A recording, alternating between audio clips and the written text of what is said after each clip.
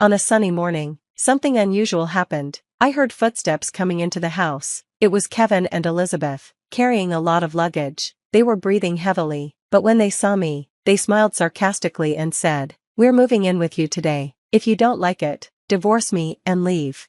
I was shocked, but Kevin and Elizabeth started setting up their things in the living room. Then, Stella came in. Looking sorry, I quietly said, "It's okay, but are you sure about this?" Kevin looked pale when he heard me. He quickly ran out of the house. A few minutes later, he called me, yelling so loud that even Elizabeth could hear it. "Are you serious? Why didn't you say anything before?" I calmly replied, "I thought I mentioned it." After a pause, Kevin said, "Anyway, I'm coming back," and hung up suddenly. Elizabeth seemed like she might faint from Kevin's yelling. I said, "I'm actually looking forward to Kevin coming back," which made Elizabeth twitch in surprise. I added, "Get ready, the trouble's just starting.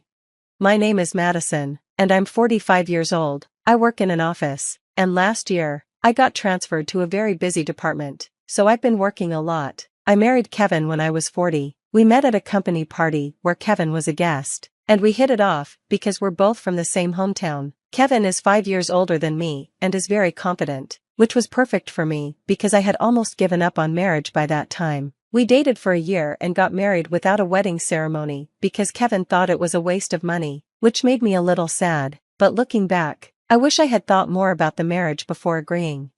"Hey, you didn't do the laundry again, did you?" Kevin asked. He was what people call a henpecked husband. Before we got married, he lived alone and could do housework, but after we married, he started saying men shouldn't do housework. He refused to do it and told me, "I'll do it tonight since I got home late from work."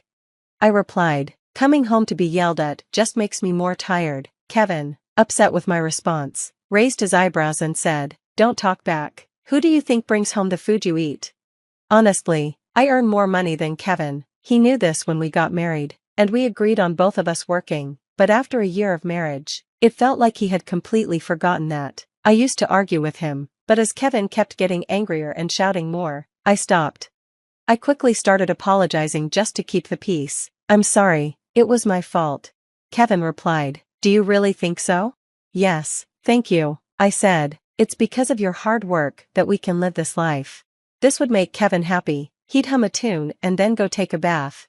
At first, I thought his henpecked behavior was kind of manly, but after 3 years, I was getting tired of it. I didn't choose divorce though, because my in-laws were such wonderful people. I'd go out to lunch with my mother-in-law, Mia, once a month, and my father-in-law, Ricky, would give me birthday gifts. At their house, Kevin was kind and smiled, and we had good times together. My own parents had passed away when I was young, so my in-laws were like real parents to me. That's why I hesitated to divorce Kevin.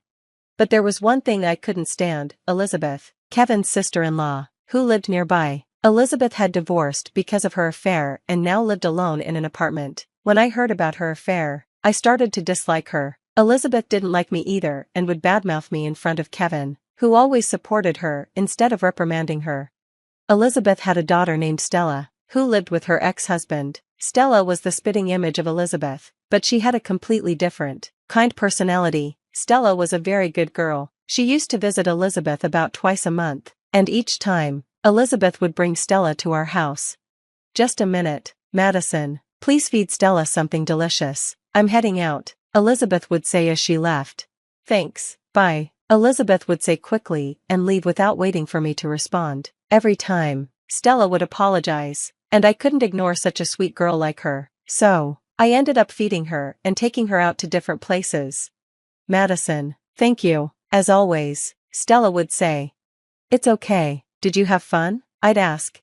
"Yes, it was really fun. Can I come again?" "Of course," I'd say, smiling as Stella watched my face, shyly asking. I couldn't say no to her. Since I didn't have children of my own, I found Stella very endearing, but I also thought it wasn't good that her real mom, Elizabeth, was never around when Stella visited. So, I decided to ask Kevin, "Hey, whenever Stella comes, Elizabeth is never around. Can't she spend a little more time with her?" I only wanted the best for Stella, but Kevin didn't take it that way. His face turned red with anger, and he shouted, "Elizabeth is hurt from her divorce. Unlike you, she's delicate, and yet, you blame her?" I tried to explain, "No, it's not like that. I was just wondering where she goes every time after dropping Stella off. Kevin snapped. There's no need for you to know, just shut up and listen. I didn't say anything more. Kevin wasn't listening to me at all. After a few more apologies from me, Kevin calmed down and started getting ready to leave. I'm heading out, he said. Where are you going? I asked. It's my business. You just stay quiet and say, have a nice day, Kevin yelled as he slammed the door and left. Alone in the quiet room, I cried. It was then that I seriously started to think about divorce, but I hesitated because of my in-laws. A little later, Mia, my mother-in-law, invited me to lunch, and I decided to go after a long time. Where are you going on your day off? Kevin asked. I'm going to lunch with Kevin's mom, I replied. Just don't talk about Elizabeth, Kevin warned me. Why not? I asked, not understanding what Kevin meant. Kevin shouted in frustration, can't you think a little? You're really stupid, just go already and don't talk about Elizabeth. Before I could respond, Kevin shoved me out of the house. Still upset, I went to meet Mia, and we talked over lunch. By the way, Elizabeth is coming over, right? Mia asked. Huh, you knew? I said. I thought so. Mia sighed deeply and then apologized to me. Apparently, Stella had told Mia that she was bothering me by visiting. I thought I raised her strictly, but maybe it's a reaction, Mia said. She's into nightclubs. Nightclubs? I asked, surprised. That's right, Mia replied. She seems to have a lot of debt. I was shocked by Mia's words. When Elizabeth came to our house, she always wore expensive clothes and seemed well off. When I told Mia this, Mia looked even more troubled. That child, we've cut ties with her, Madison. You should too, Mia said. Kevin's probably spoiling Elizabeth. Mia then told me something surprising. When Elizabeth's affair was exposed, Kevin kept supporting her. He even paid off her debts. Hearing this was an eye-opener for me. I'm thinking of divorcing Kevin, I told Mia. I'm sorry for the trouble, I added. That's all right, I'll support you, Mia said, holding my hand. I thought about how things might have been if my own mom were alive, and I started making plans for the divorce. I worked on the preparations carefully so Kevin wouldn't notice. Hoping to wake Kevin up to the truth, I casually mentioned Elizabeth's debts, but Kevin wouldn't listen. As I faced more of Kevin's yelling, I realized I no longer felt any love for him. With the help of my in-laws, I gathered enough evidence and learned some shocking truths. Then, the day of action came unexpectedly. On a sunny morning, which was rare these days, I heard footsteps coming into the living room. It was Kevin and Elizabeth, carrying a lot of luggage. They were out of breath, but when they saw me, they smiled sarcastically and said, "We're moving in with you starting today. If you don't like it, divorce me and leave."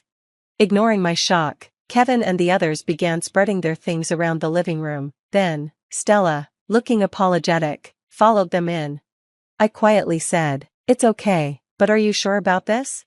Kevin turned pale when he heard me, then rushed out of the house. A few minutes later, he called. When I answered, he started shouting so loudly that even Elizabeth could hear it. "Are you kidding me? Why didn't you say anything before?" he yelled. "I thought I mentioned it," I said calmly. After a pause, Kevin replied, "Anyway, I'm coming back," and then hung up suddenly. Elizabeth looked like she might faint from Kevin's yelling.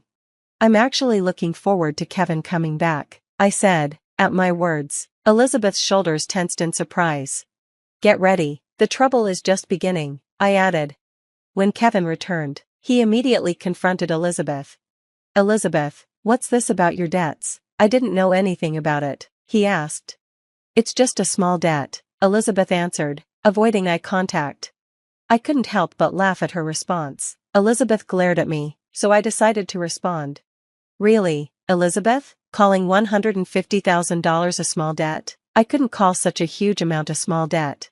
Elizabeth turned to me with a face that looked like she might cry when I casually mentioned the amount, but I had no intention of letting her off easily. "The guy from the nightclub, he recently got married, right?" Elizabeth got dumped, huh? Kevin asked. "I'm not dumped," Elizabeth snapped. "Once I get this house, he'll come back to me, and when we sell this place, we'll use the money." Elizabeth had accidentally revealed her plan and looked at Kevin with a guilty expression. Kevin, confused, kept glancing back and forth between Elizabeth and me. I decided to tell Kevin the truth. "Elizabeth plans to kick me out," Then you and she will sell the house. With the money, she'll pay off her debts and fund her nightclub guy.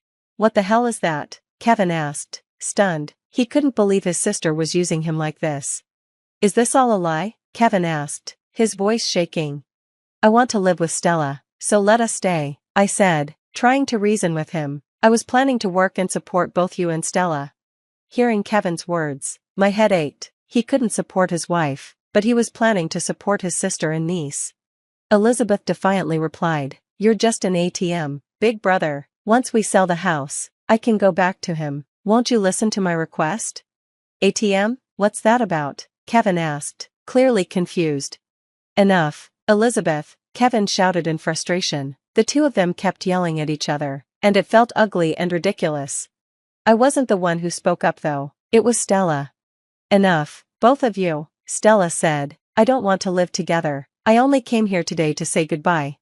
What do you mean? Elizabeth and Kevin both asked, shocked. They stopped fighting and turned to look at Stella. Stella sighed deeply, then looked at Elizabeth with a cool, distant gaze. She started to speak slowly. Mom, you're not interested in my life, right? I think I told you before, but I'm going to study abroad starting high school. So, today I'm here to tell you goodbye. I never heard anything like that. Elizabeth raised her voice in shock. Stella looked at her with clear disdain. Because you never really listen to me, you're always chasing after men. I don't need a mom like that. Madison is my mom.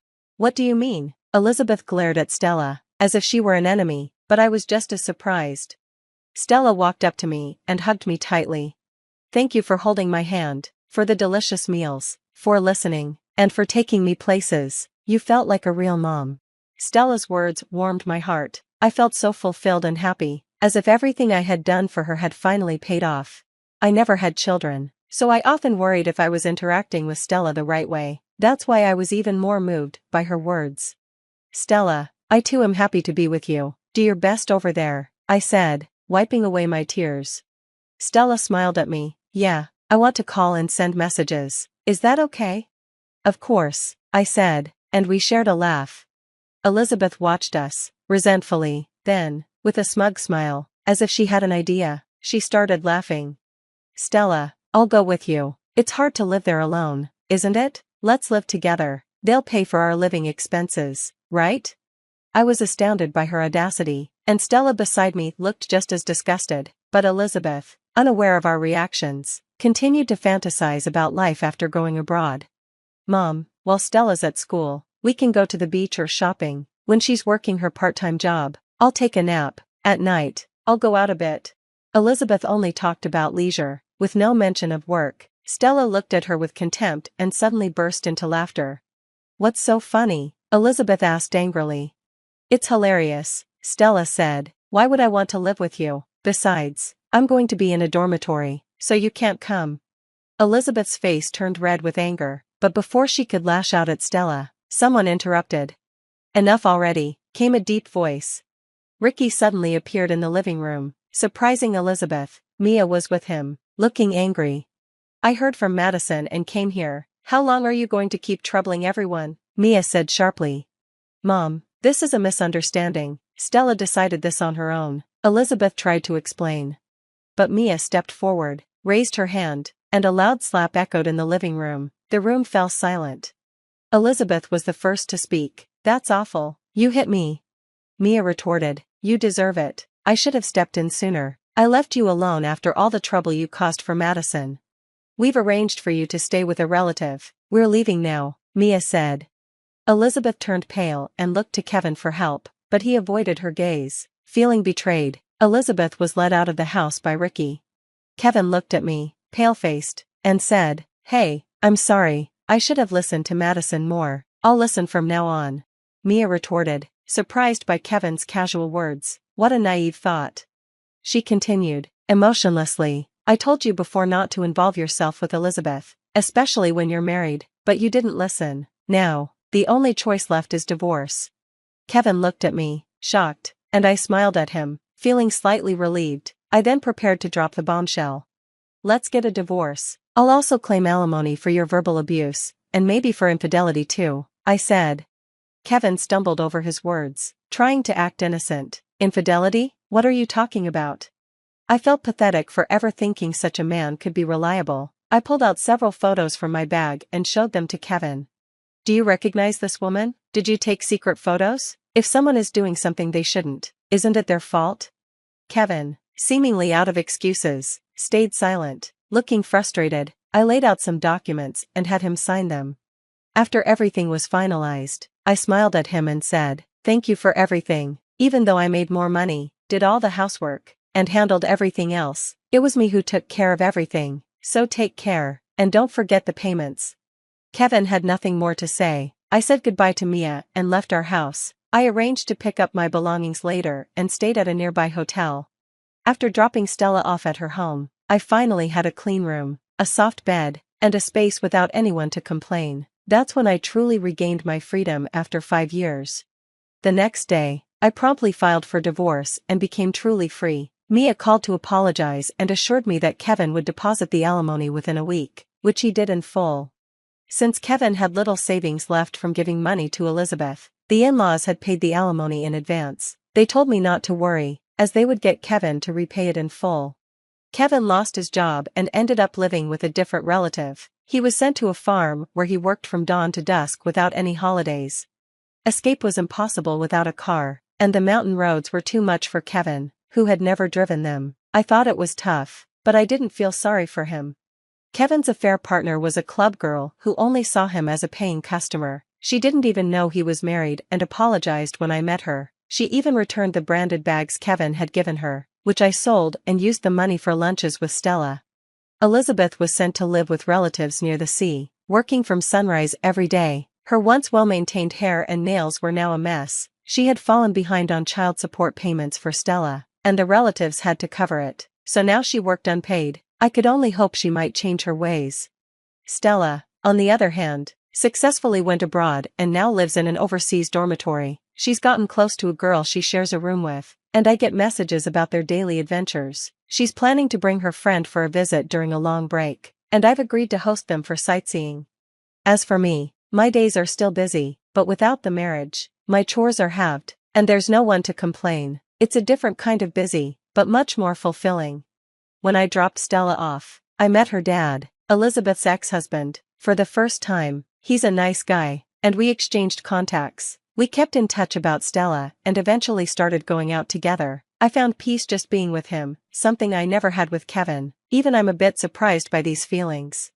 Stella is thrilled about me seeing him. Recently, during a video call, she asked, "When are you getting remarried?" I told her I'm not thinking about it yet, but if he feels the same, maybe someday. To me, Stella is like a true daughter, and she feels the same. Becoming a real family would make me incredibly happy. With that hope in my heart, I had to work today as well. Thanks for watching the house, Lynn. You're such a lifesaver. The text came with a photo of my sister Lexis lounging poolside at the Coral Bay Resort, her perfectly manicured nails wrapped around a cocktail that probably cost more than my weekly grocery budget.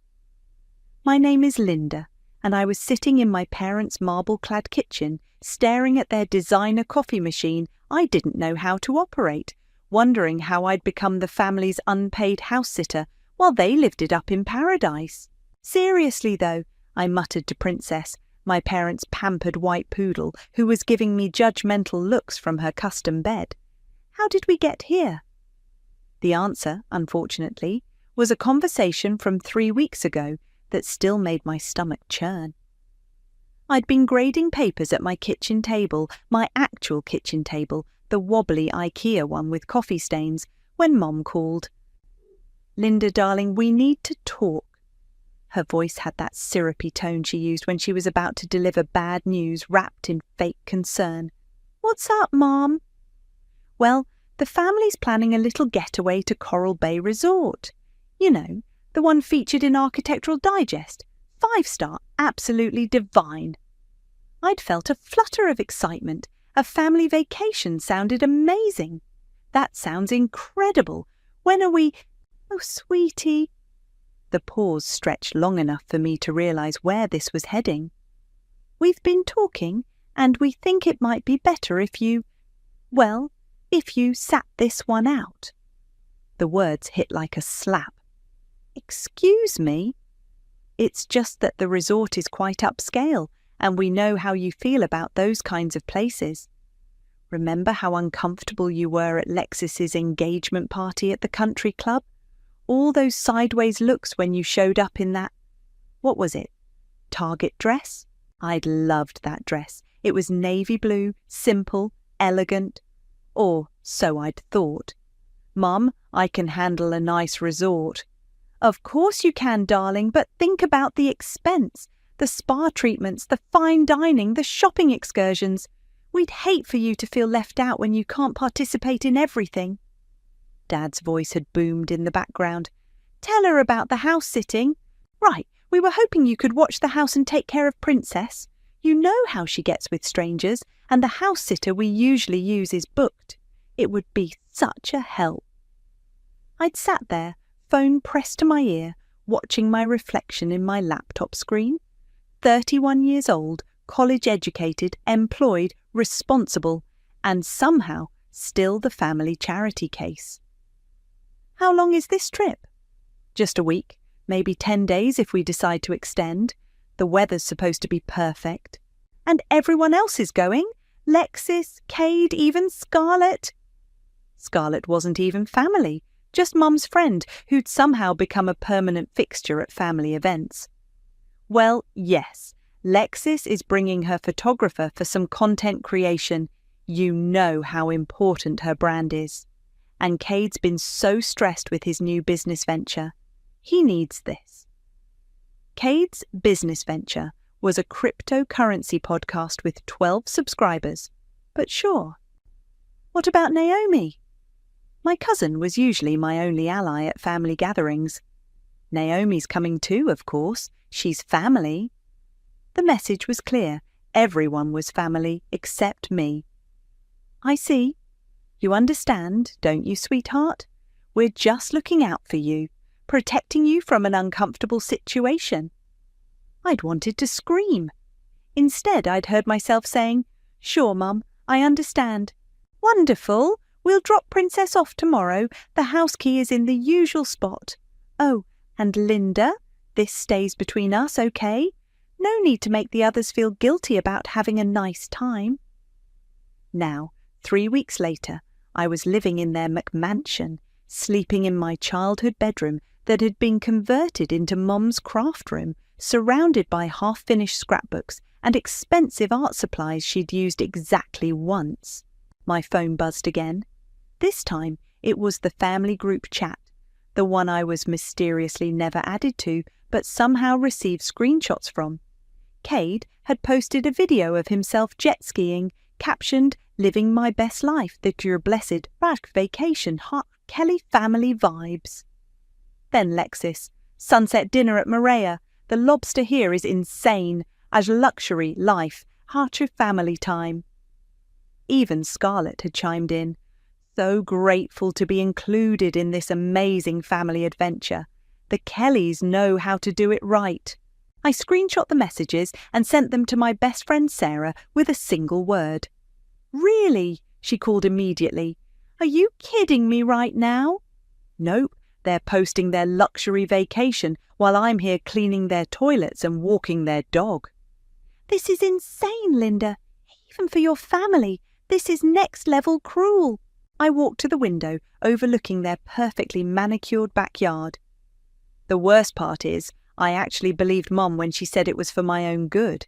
Like I'm some kind of fragile flower who can't handle a nice hotel. You teach high school English. You deal with teenagers all day. You can handle anything. Apparently not a 5-star resort. Have you seen how much this place costs per night? I hadn't actually. Why? I looked it up. We're talking 15 grand minimum for a week, probably more with all their spa treatments and fancy dinners. $15,000.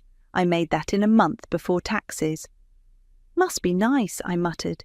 Linda, you need to stop letting them treat you like this. What am I supposed to do? They're my family. Family doesn't exclude you and then rub it in your face. After we hung up, I found myself wandering through their house, really looking at it for the first time. The marble countertops, the crystal chandeliers, the original artwork. Everything screamed money, money they claimed I wouldn't be comfortable around. Princess followed me, her little nails clicking on the hardwood floors. "What do you think, Princess? Am I really that embarrassing?" She tilted her head, and for a moment I could swear she looked sympathetic. My phone buzzed again. Another family photo, this one of all of them dressed up for dinner, glasses raised in a toast. The caption read, "To family, the people who matter most." I wasn't in the photo, I wasn't even in their thoughts. The house felt like a museum after 3 days alone. Every surface gleamed, every pillow sat perfectly arranged, and every family photo seemed to mock me from its expensive frame. I'd taken to eating cereal for dinner just to spite the fully stocked gourmet kitchen.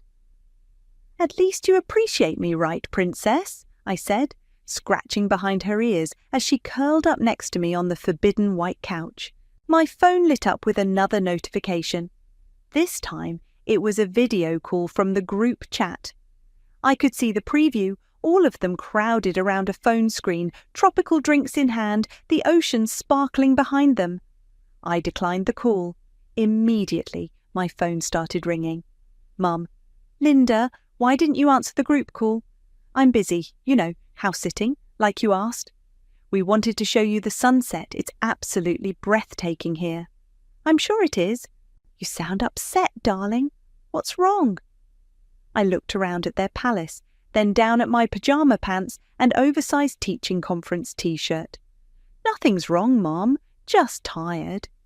"Well, you should see the spa here. I had the most incredible massage today. And the food. Last night we had this 7-course tasting menu that was just, Mom. And Lexi's got the most amazing content for her Instagram. The photographer she brought is just brilliant. He's been taking these stunning shots of all of us by the infinity pool." "Mum, I need to go." "Oh, of course. We're about to head to the casino anyway. Cade's feeling lucky tonight." After she hung up, I sat in their silent house, staring at the chandelier above the dining table, where I'd eaten exactly 0 meals growing up, because we always ate in the casual dining room. The formal one was for guests, important people. I wandered upstairs to Dad's home office, a room I'd barely been allowed in as a kid. His desk was massive, mahogany, covered with important-looking papers and expensive pens he probably never used. That's when I remembered. My emergency credit card. I'd given it to them 3 years ago, when Dad had some temporary cash flow issues with his business. "Just for emergencies," he'd said. "We'll never use it unless it's absolutely necessary." I kept it in my wallet, but I'd left a backup card here in Dad's desk drawer in case they ever needed it for a real emergency. I pulled open the drawer where I'd left it, behind his collection of Mont Blanc pens. Empty. I checked the other drawers. Nothing. "Okay, that's weird," I muttered, trying to remember if I'd moved it somewhere else. My phone buzzed with a text from Lexis. "OMG, the room service here is insane. We ordered champagne and strawberries for a midnight snack. Living like queens." Then another from Cade. "Just won $500 at blackjack. This vacation keeps getting better." I stared at the messages, something cold settling in my stomach. When was the last time I'd checked my credit card statements? I was usually obsessive about it, but I'd been so busy with end-of-semester grading. I grabbed my laptop and logged into my banking app, scrolling through recent transactions. Grocery store, gas station, Amazon order for classroom supplies, Netflix subscription. Then I saw it. Coral Bay Resort and Spa, 15 yen. Boy 783. The charge was from 4 days ago, the day they'd arrived. What the hell? I clicked on the transaction details, my hands shaking. The charge was definitely from the resort. The same resort where my family was currently living it up while I house-sat like some kind of unpaid servant. My phone rang. Sarah. "Hey, how's the house-sitting going? Are you slowly going insane yet?" Sarah. "I think my family stole my credit card." "What?" I explained about the missing card and the charge. Sarah was quiet for a long moment. Linda, that's not just stealing. That's fraud. That's a felony. It has to be a mistake. Maybe the resort mixed up the payment method or something. A $15,000 mistake? Come on! I was already pulling up the resort's website, looking for a contact number. I'll call them. There has to be an explanation. Linda, wait. Before you call, think about this. Your family excluded you from this vacation, made you feel like garbage about not being able to afford it, and then secretly used your money to pay for it. We don't know that's what happened, don't we? I hung up and immediately called the resort. Coral Bay Resort, this is Jerry speaking. How can I help you? Hi, I'm calling about a charge on my credit card, Linda Kelly. There's a charge for over $15,000 from 4 days ago, and I think there might be some mistake. Let me look that up for you.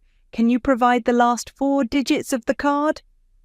I gave him the information, my heart pounding.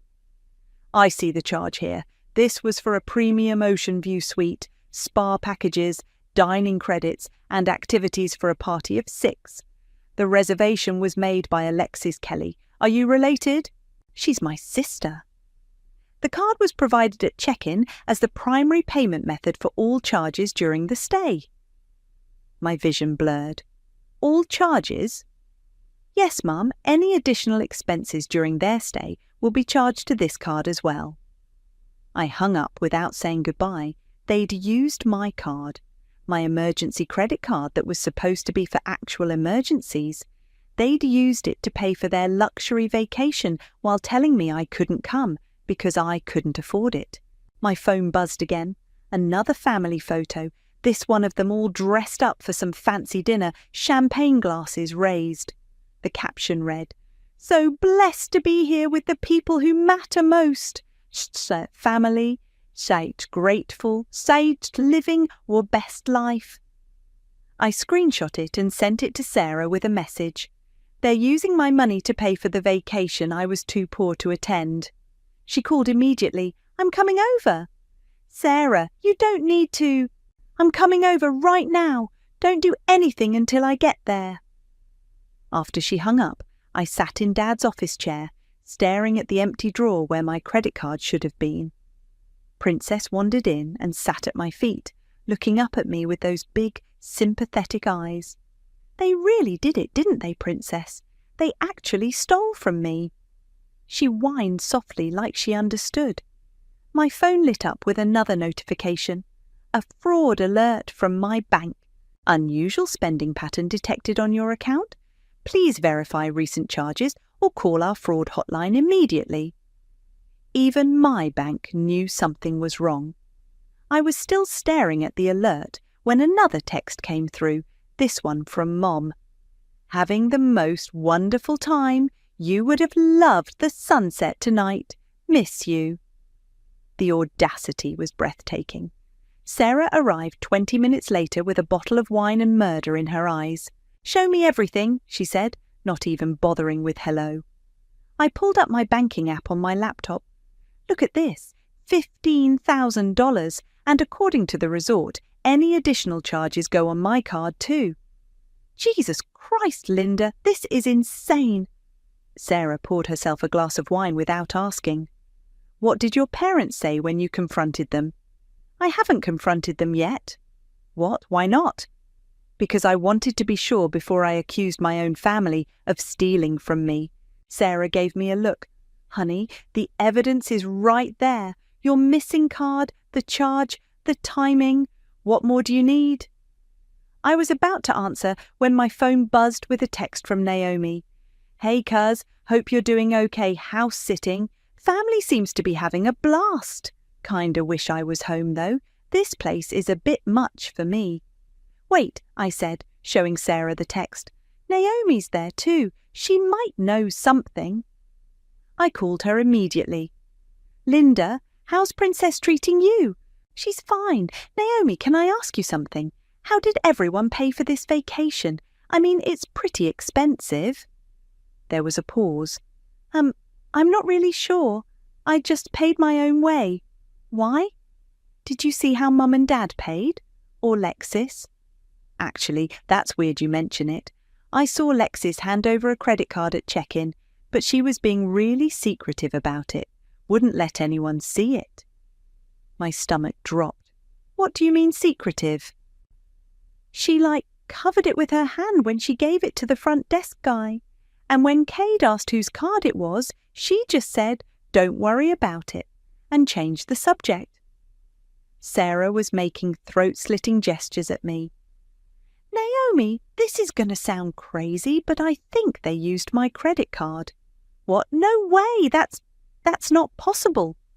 "I'm looking at a $15,000 charge on my account right now, from your resort, from the day you guys checked in." "Oh my God. Linda, are you serious?" "Dead serious. I need to think about this. Let me see what I can find out without being obvious about it." After we hung up, Sarah was pacing around the kitchen. "This is fraud, Linda. Plain and simple. You need to call the police." "They're my family." "They're criminals. They stole $15,000 from you." "Maybe there's an explanation." "Stop!" Sarah slammed her wineglass down. "Stop making excuses for them. They excluded you from a family vacation, made you feel like garbage about your finances, and then secretly used your money to pay for it. There's no innocent explanation for that." I knew she was right, but the thought of calling the police on my own family made me sick. Let me see if I can find any other evidence first." I spent the next hour going through Dad's office more thoroughly. In his filing cabinet, I found a folder labelled Vacation Planning. Inside were printouts of the resort booking, activity reservations, spa appointments, everything planned and paid for with my card. But it was the text message screenshots that made my blood boil. There, printed out like some kind of trophy, was a conversation between Mom and Lexis from 2 weeks ago. "Mom, Linda's card should cover everything. She never checks her statements anyway." "Lexis, are you sure? What if she finds out?" "Mom, she won't, and even if she does, what's she going to do? She needs us more than we need her." "Lexis, true, plus we can always say it was an emergency or something." "Mom, exactly, she gave us the card for emergencies. This counts." "Lexis, a mental health emergency." Perfect. We'll tell her the stress of planning was affecting our health." I read the messages 3 times, each time feeling like I'd been punched in the gut. "Sarah, look at this." She read over my shoulder, her face getting redder with each line. "I'm calling the police." "Wait," I grabbed her arm. "Let me try something first." I opened Instagram and searched for Lexis's account. Her latest post was from an hour ago, a video of her getting a massage at the resort spa, captioned, "Sometimes you just need to treat yourself. Life's too short not to live luxuriously. Thanks to my amazing family for making this possible. A blessed, luxury life. What's done, family first." The comments were full of people praising her success and asking how she could afford such an expensive vacation. Her response to one comment made me see red. "Hard work pays off. Unlike some people, I don't make excuses about money. I make it happen." "She's literally bragging about stealing my money," I said, showing Sarah the phone. "That's it. I'm done watching you get walked on." Sarah grabbed my laptop. "We're reporting this card stolen right now." "Sarah, wait. No, they want to play games? Let's play games." She was already pulling up my bank's website. "What's your login?" I hesitated for exactly 3 seconds before giving her my information. "Fraud reporting," she muttered, clicking through the menus. "Here, report unauthorized charges." Boom. "What are you doing?" "I'm reporting your card as stolen and disputing the charges," which is exactly what happened. "But they're still at the resort. If the bank freezes the card, then they'll have to figure out how to pay for their luxury vacation themselves, like adults." The form was surprisingly simple. Date of theft, amount of fraudulent charges, brief description of circumstances. Sarah typed, card was taken without permission and used to pay for vacation I was not invited on. Charges made by family members who had access to my home. Sarah, I don't know about this. Linda, they literally have text messages joking about stealing from you. They called you too poor to come on vacation and then used your money to pay for it. What exactly are you unsure about? She was right. I knew she was right. Submit it, I said quietly. She clicked the button. Done. The bank will freeze the card within the hour and start a fraud investigation. My phone immediately buzzed with a confirmation text from the bank. We've received your fraud report. Your card has been temporarily suspended while we investigate. You will not be responsible for unauthorized charges. What happens now? I asked. Sarah smiled grimly. Now we wait for the fireworks. As if on cue, my phone lit up with a new post from Cade. About to hit the casino again, feeling lucky. This vacation just keeps getting better. Oh, Sarah said, reading over my shoulder, this is going to be good. I barely slept that night. Every time I closed my eyes, I imagined my family's faces when their card got declined. Part of me felt sick about it. The other part felt a dark satisfaction I'd never experienced before. Sarah had crashed on the couch, claiming she wanted to be there for the show. She was making coffee when my phone started buzzing at 7 a.m. It's starting, she said, grinning. The first call was from an unknown number. I let it go to voicemail. Linda, this is Jerry from Coral Bay Resort. We need to speak with you urgently regarding your account. Please call us back as soon as possible. The second call came 5 minutes later. Mum, Linda, darling, we're having a small issue with the payment method here. Can you give us a call when you get this? Her voice was tight, controlled, the voice she used when she was furious but trying to hide it. Should I call her back? I asked Sarah. Absolutely not. Let them sweat. My phone buzzed with a text from Naomi. Linda, something weird is happening. Lexis is freaking out about some payment issue. She's been on the phone with the front desk for an hour. Then another from Cade. Yo sis, call Mom ASAP. Some drama going down here. I screenshot both messages and sent them to Sarah. This is really happening. Good, they deserve every second of panic they're feeling right now. The resort called again. This time, I answered. Miss Linda, this is Jerry from Coral Bay. We spoke yesterday about the charge on your card. Yes, I remember. We're having some issues processing additional charges to your account. Your bank is saying the card has been reported as stolen. That's correct. I reported it stolen yesterday. There was a pause. I see. Well, that puts us in a difficult position. Your family has incurred additional charges since check-in, and we need an alternative payment method immediately. What kind of additional charges? Spa services, room service, casino charges, shopping at our boutique. The total additional amount is currently $8,200 in 4 days. I understand your position, I said, but I can't help you. That card was stolen and used without my permission. Miss Linda, your family is saying this is a misunderstanding. They're asking if you could call them to sort this out. There's no misunderstanding. I did not authorize any charges on that card. Another pause. I see. Well, we'll need to speak with them about alternative payment arrangements then. After I hung up, Sarah was practically bouncing. How much did they spend? Over $8,000 in 4 days, on top of the original 15. Jesus, what do they think you are, a bank? My phone started ringing again. Mum?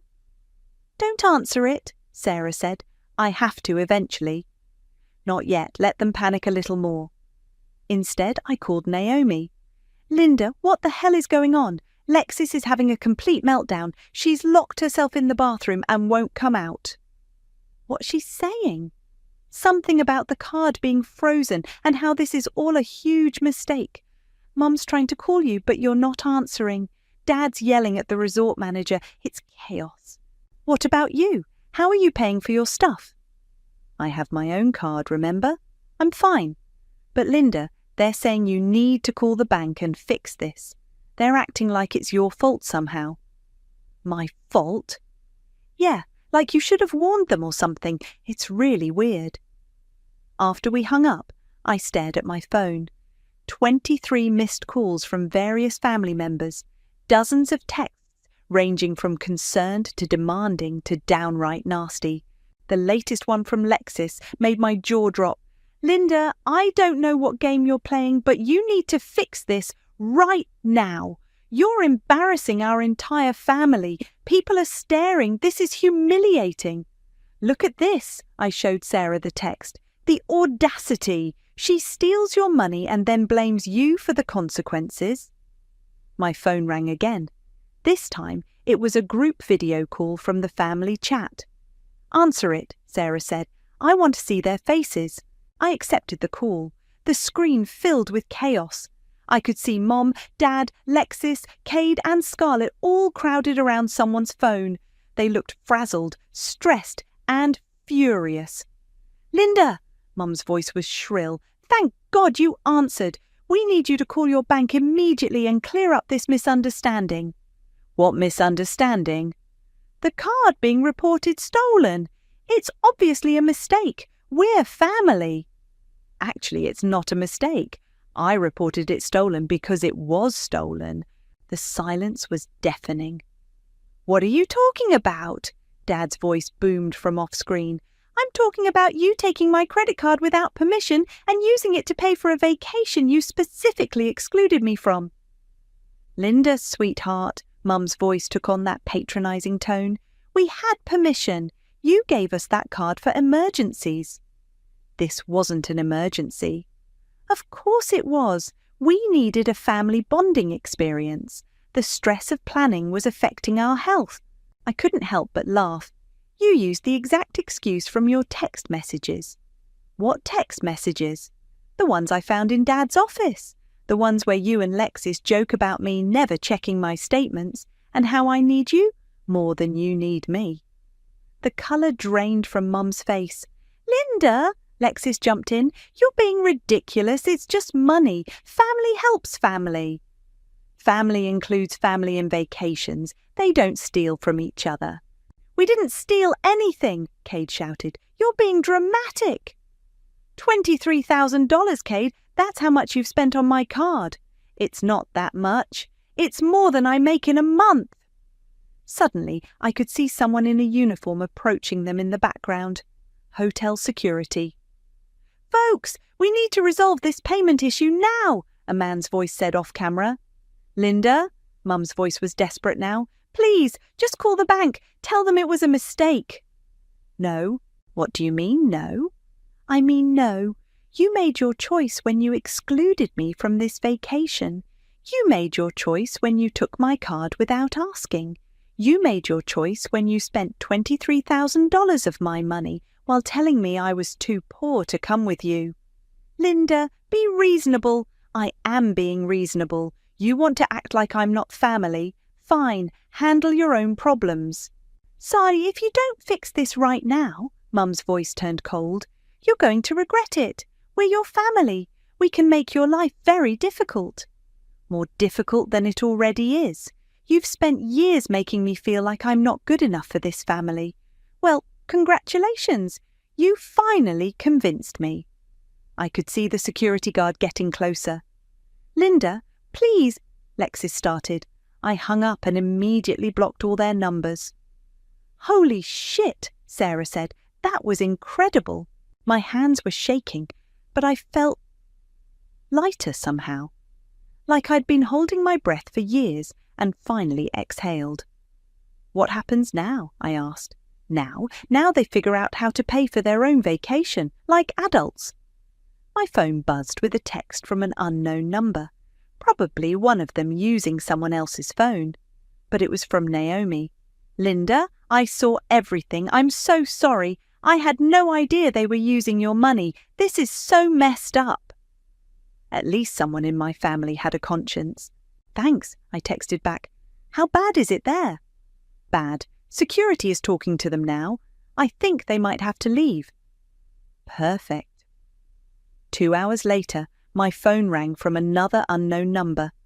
I almost didn't answer, but curiosity got the better of me. Linda, thank God. It was Scarlett, her voice panicked. You have to help us. They're threatening to call the police. Who's threatening to call the police? The resort. They say if we don't pay immediately, they're going to have us arrested for fraud.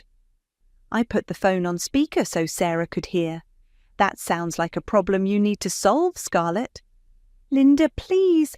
I didn't know they were using your card. I thought they were paying for everything themselves.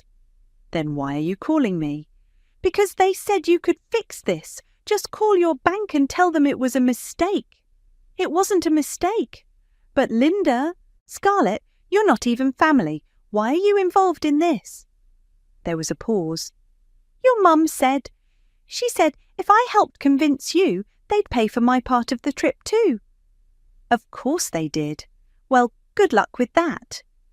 I hung up and immediately got another call from yet another unknown number. Linda! Cade's voice was frantic. Dude, you have to fix this. They're making us pack our bags. Good. What do you mean, good? This is insane. We're your family. Family doesn't steal from each other, Cade. We didn't steal. We borrowed. Without asking, that's called stealing. Look, I'll pay you back, okay? Just call the bank. With what money? Your podcast doesn't make any money. I'll figure it out. Come on, Linda, don't be like this. Don't be like what? Don't be upset that you spent my rent money on casino chips. It wasn't that much. $8,000 at the casino, Cade. 8,000. The line went quiet. How do you know that? The resort told me. Every charge goes to my card, remember? Shit. Linda, I'm sorry, okay? I got carried away, but you can afford it. You don't have kids or a mortgage or anything. I don't have kids because I can't afford them. I don't have a mortgage because I can't afford one. And now I definitely can't afford anything because you spent $23,000 of my money. Linda, please. I hung up. Sarah was recording everything on her phone. This is better than reality TV. My phone buzzed with a text from Naomi. They're in the lobby with security now. It's really bad. Lexis is crying. Your dad is yelling at everyone. People are taking pictures. People are taking pictures? Another text. Yeah, other guests. Someone recognized Lexis from Instagram. This is going to be all over social media. I couldn't help but smile. Lexis lived for social media attention, just not this kind. My phone rang again. This time it was a video call from an unknown number.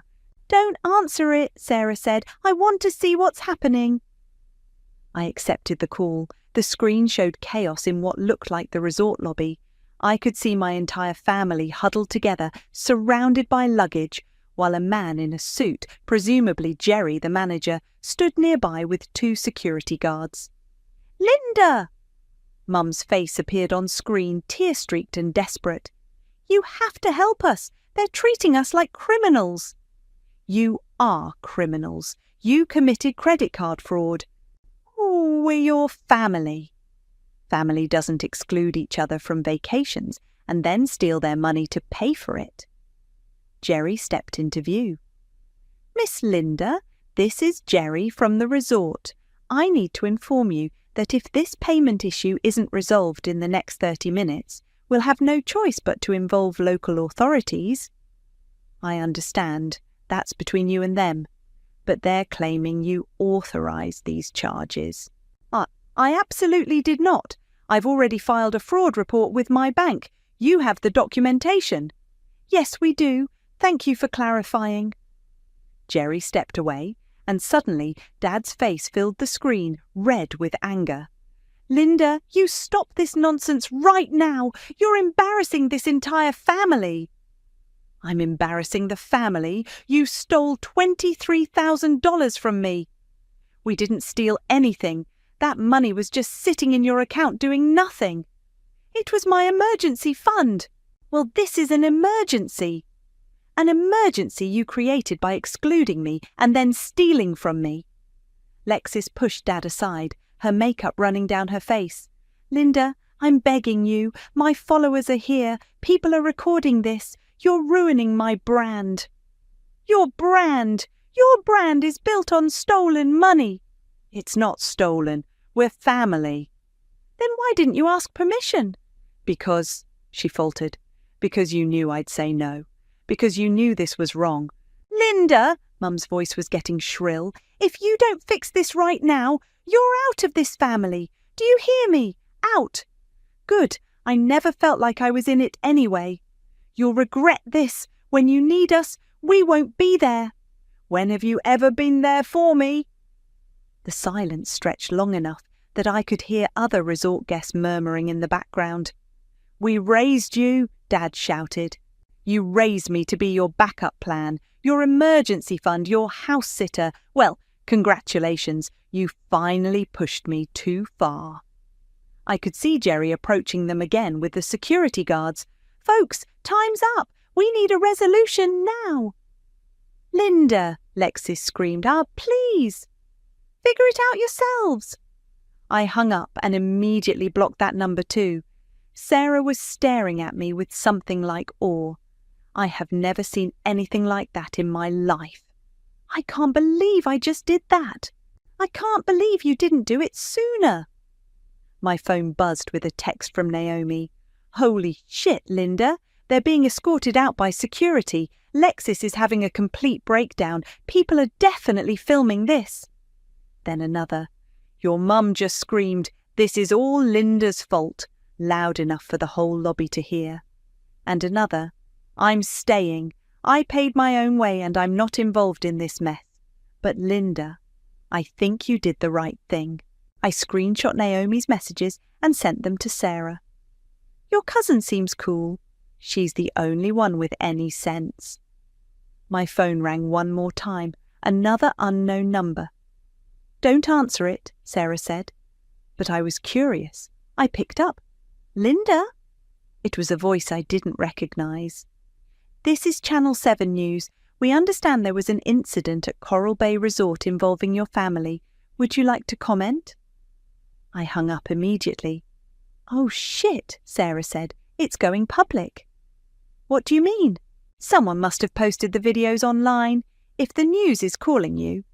She was already pulling up social media on her phone. Look at this. She showed me a TikTok video titled, Entitled Family Gets Kicked Out of Luxury Resort. It had been posted 20 minutes ago and already had 50,000 views. The video showed my family being escorted through the lobby by security, Lexis sobbing dramatically, Mom shouting about how this was all a misunderstanding. The comments were brutal. This is what happens when you live beyond your means. The entitlement is unreal. That girl crying is a whole mood, but not in a good way. I would die of embarrassment. Linda, Sarah said quietly, I think you just won. By Monday morning, the videos had gone viral. Sarah showed me the numbers over coffee. 3 million views across TikTok, Instagram, and Twitter.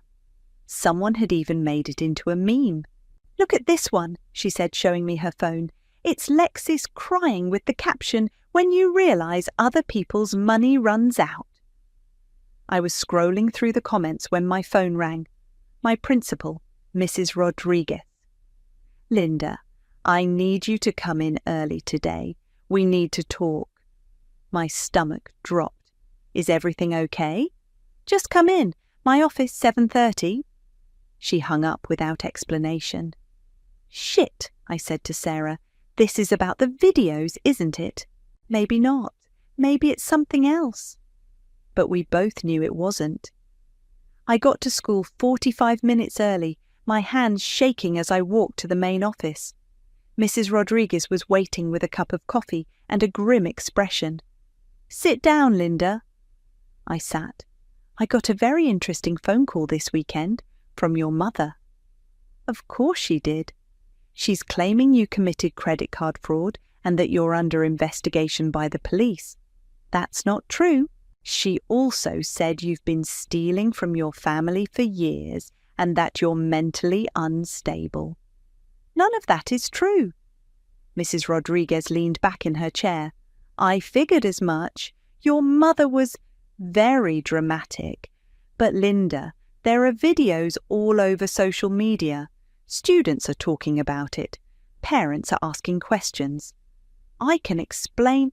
I don't need you to explain. I need you to understand that this is a problem. The school board is concerned about negative publicity. Are you firing me? No, but you're going to take a few days off while this blows over. Paid leave.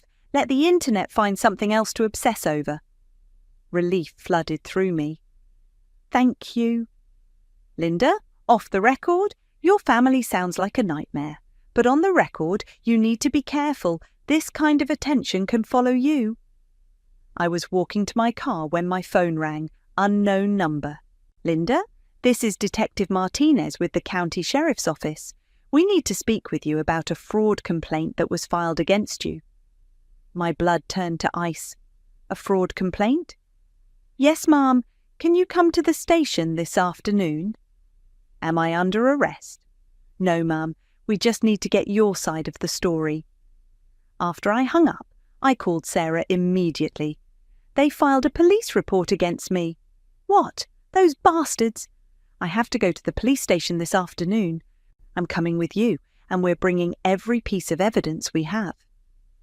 I spent the morning gathering everything, the printed text messages, bank statements, the resort confirmation emails, screenshots of my family's social media posts bragging about the vacation. By the time Sarah picked me up, I had a folder thick with documentation. Detective Martinez was younger than I expected, maybe early 30s, with kind eyes and a no-nonsense attitude. Miss Linda, I understand your family filed a complaint claiming you falsely reported your credit card as stolen. That's correct. And they're saying you gave them permission to use the card? I did not. I laid out everything, the excluded invitation, the missing card, the secret text messages, the charges I never authorized. Detective Martinez read through the text messages twice. These are from your mother and sister? Yes, I found them printed out in my father's office. Oh, and you have proof you were excluded from this vacation.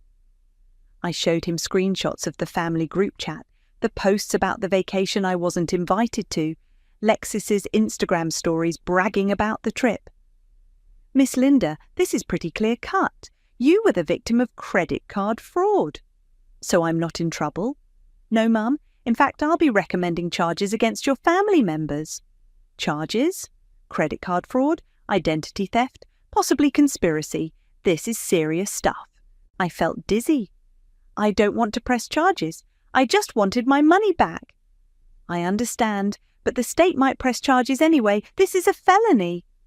When I got home, Naomi was sitting on my parents' front porch. Linda, thank God, I've been trying to reach you all day.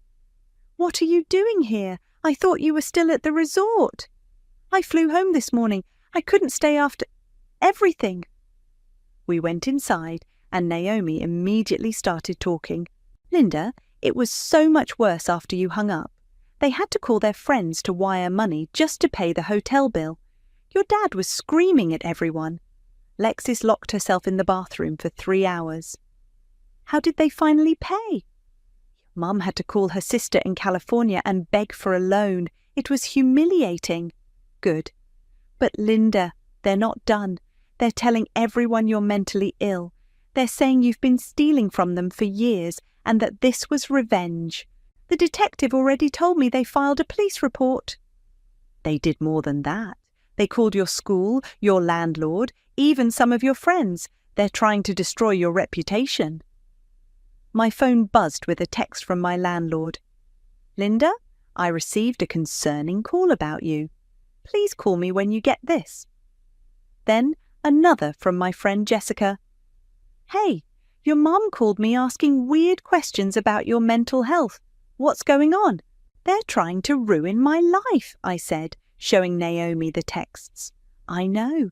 And Linda, There's something else. What? I recorded some of their conversations after you hung up, when they thought no one was listening. She pulled out her phone and played a recording. I could hear Mum's voice clearly. This is all Linda's fault. She's always been jealous of us. We need to make sure everyone knows she's unstable. Then Lexis. We should say she's been stealing from us for years. Make her look like the bad guy. And Dad? I'll call her work, her friends, everyone. By the time we're done, no one will believe her side. They planned this, I said, staring at the phone. They planned all of it. The vacation, using your card, and now destroying your reputation. Naomi, why are you showing me this? Because it's wrong. Because I've watched them treat you like garbage your whole life, and I'm tired of staying quiet. What do you want me to do with this? Whatever you want.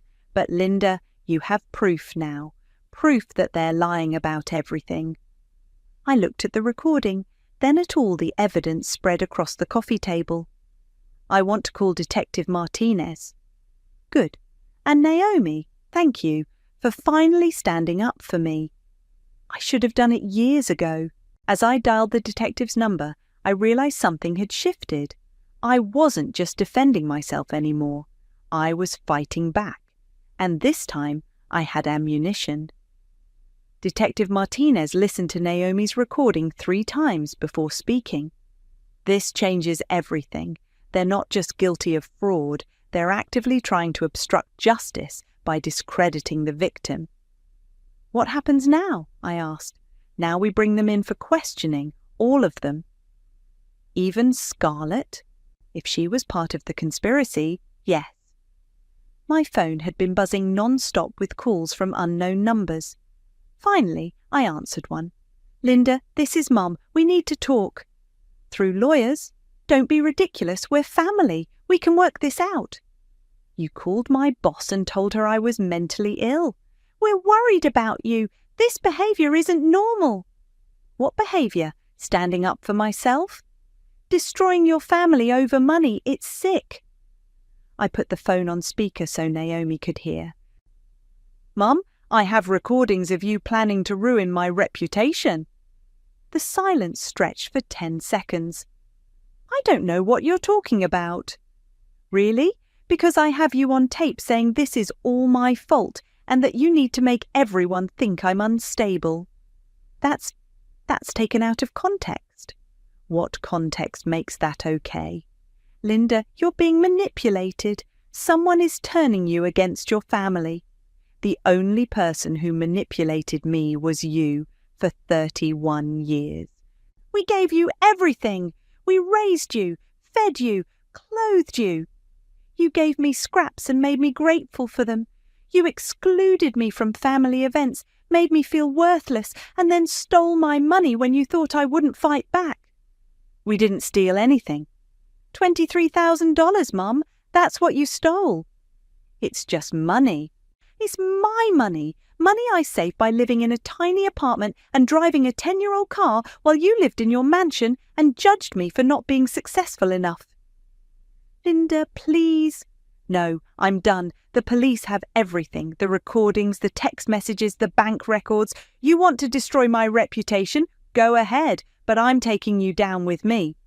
I hung up and immediately blocked the number. Holy shit, Naomi said. I've never heard you talk to her like that. I've never been this angry before. My phone rang again. This time it was Lexis, calling from yet another unknown number. Linda, please, you have to stop this. The police called. They want to question me. Good. This is insane. It's just money. I'll pay you back. With what? Your Instagram sponsorships? Your fake lifestyle that's built on other people's money? It's not fake. Really? Because I looked up your engagement. The ring was rented. The venue was comped in exchange for posts. Even your dress was borrowed.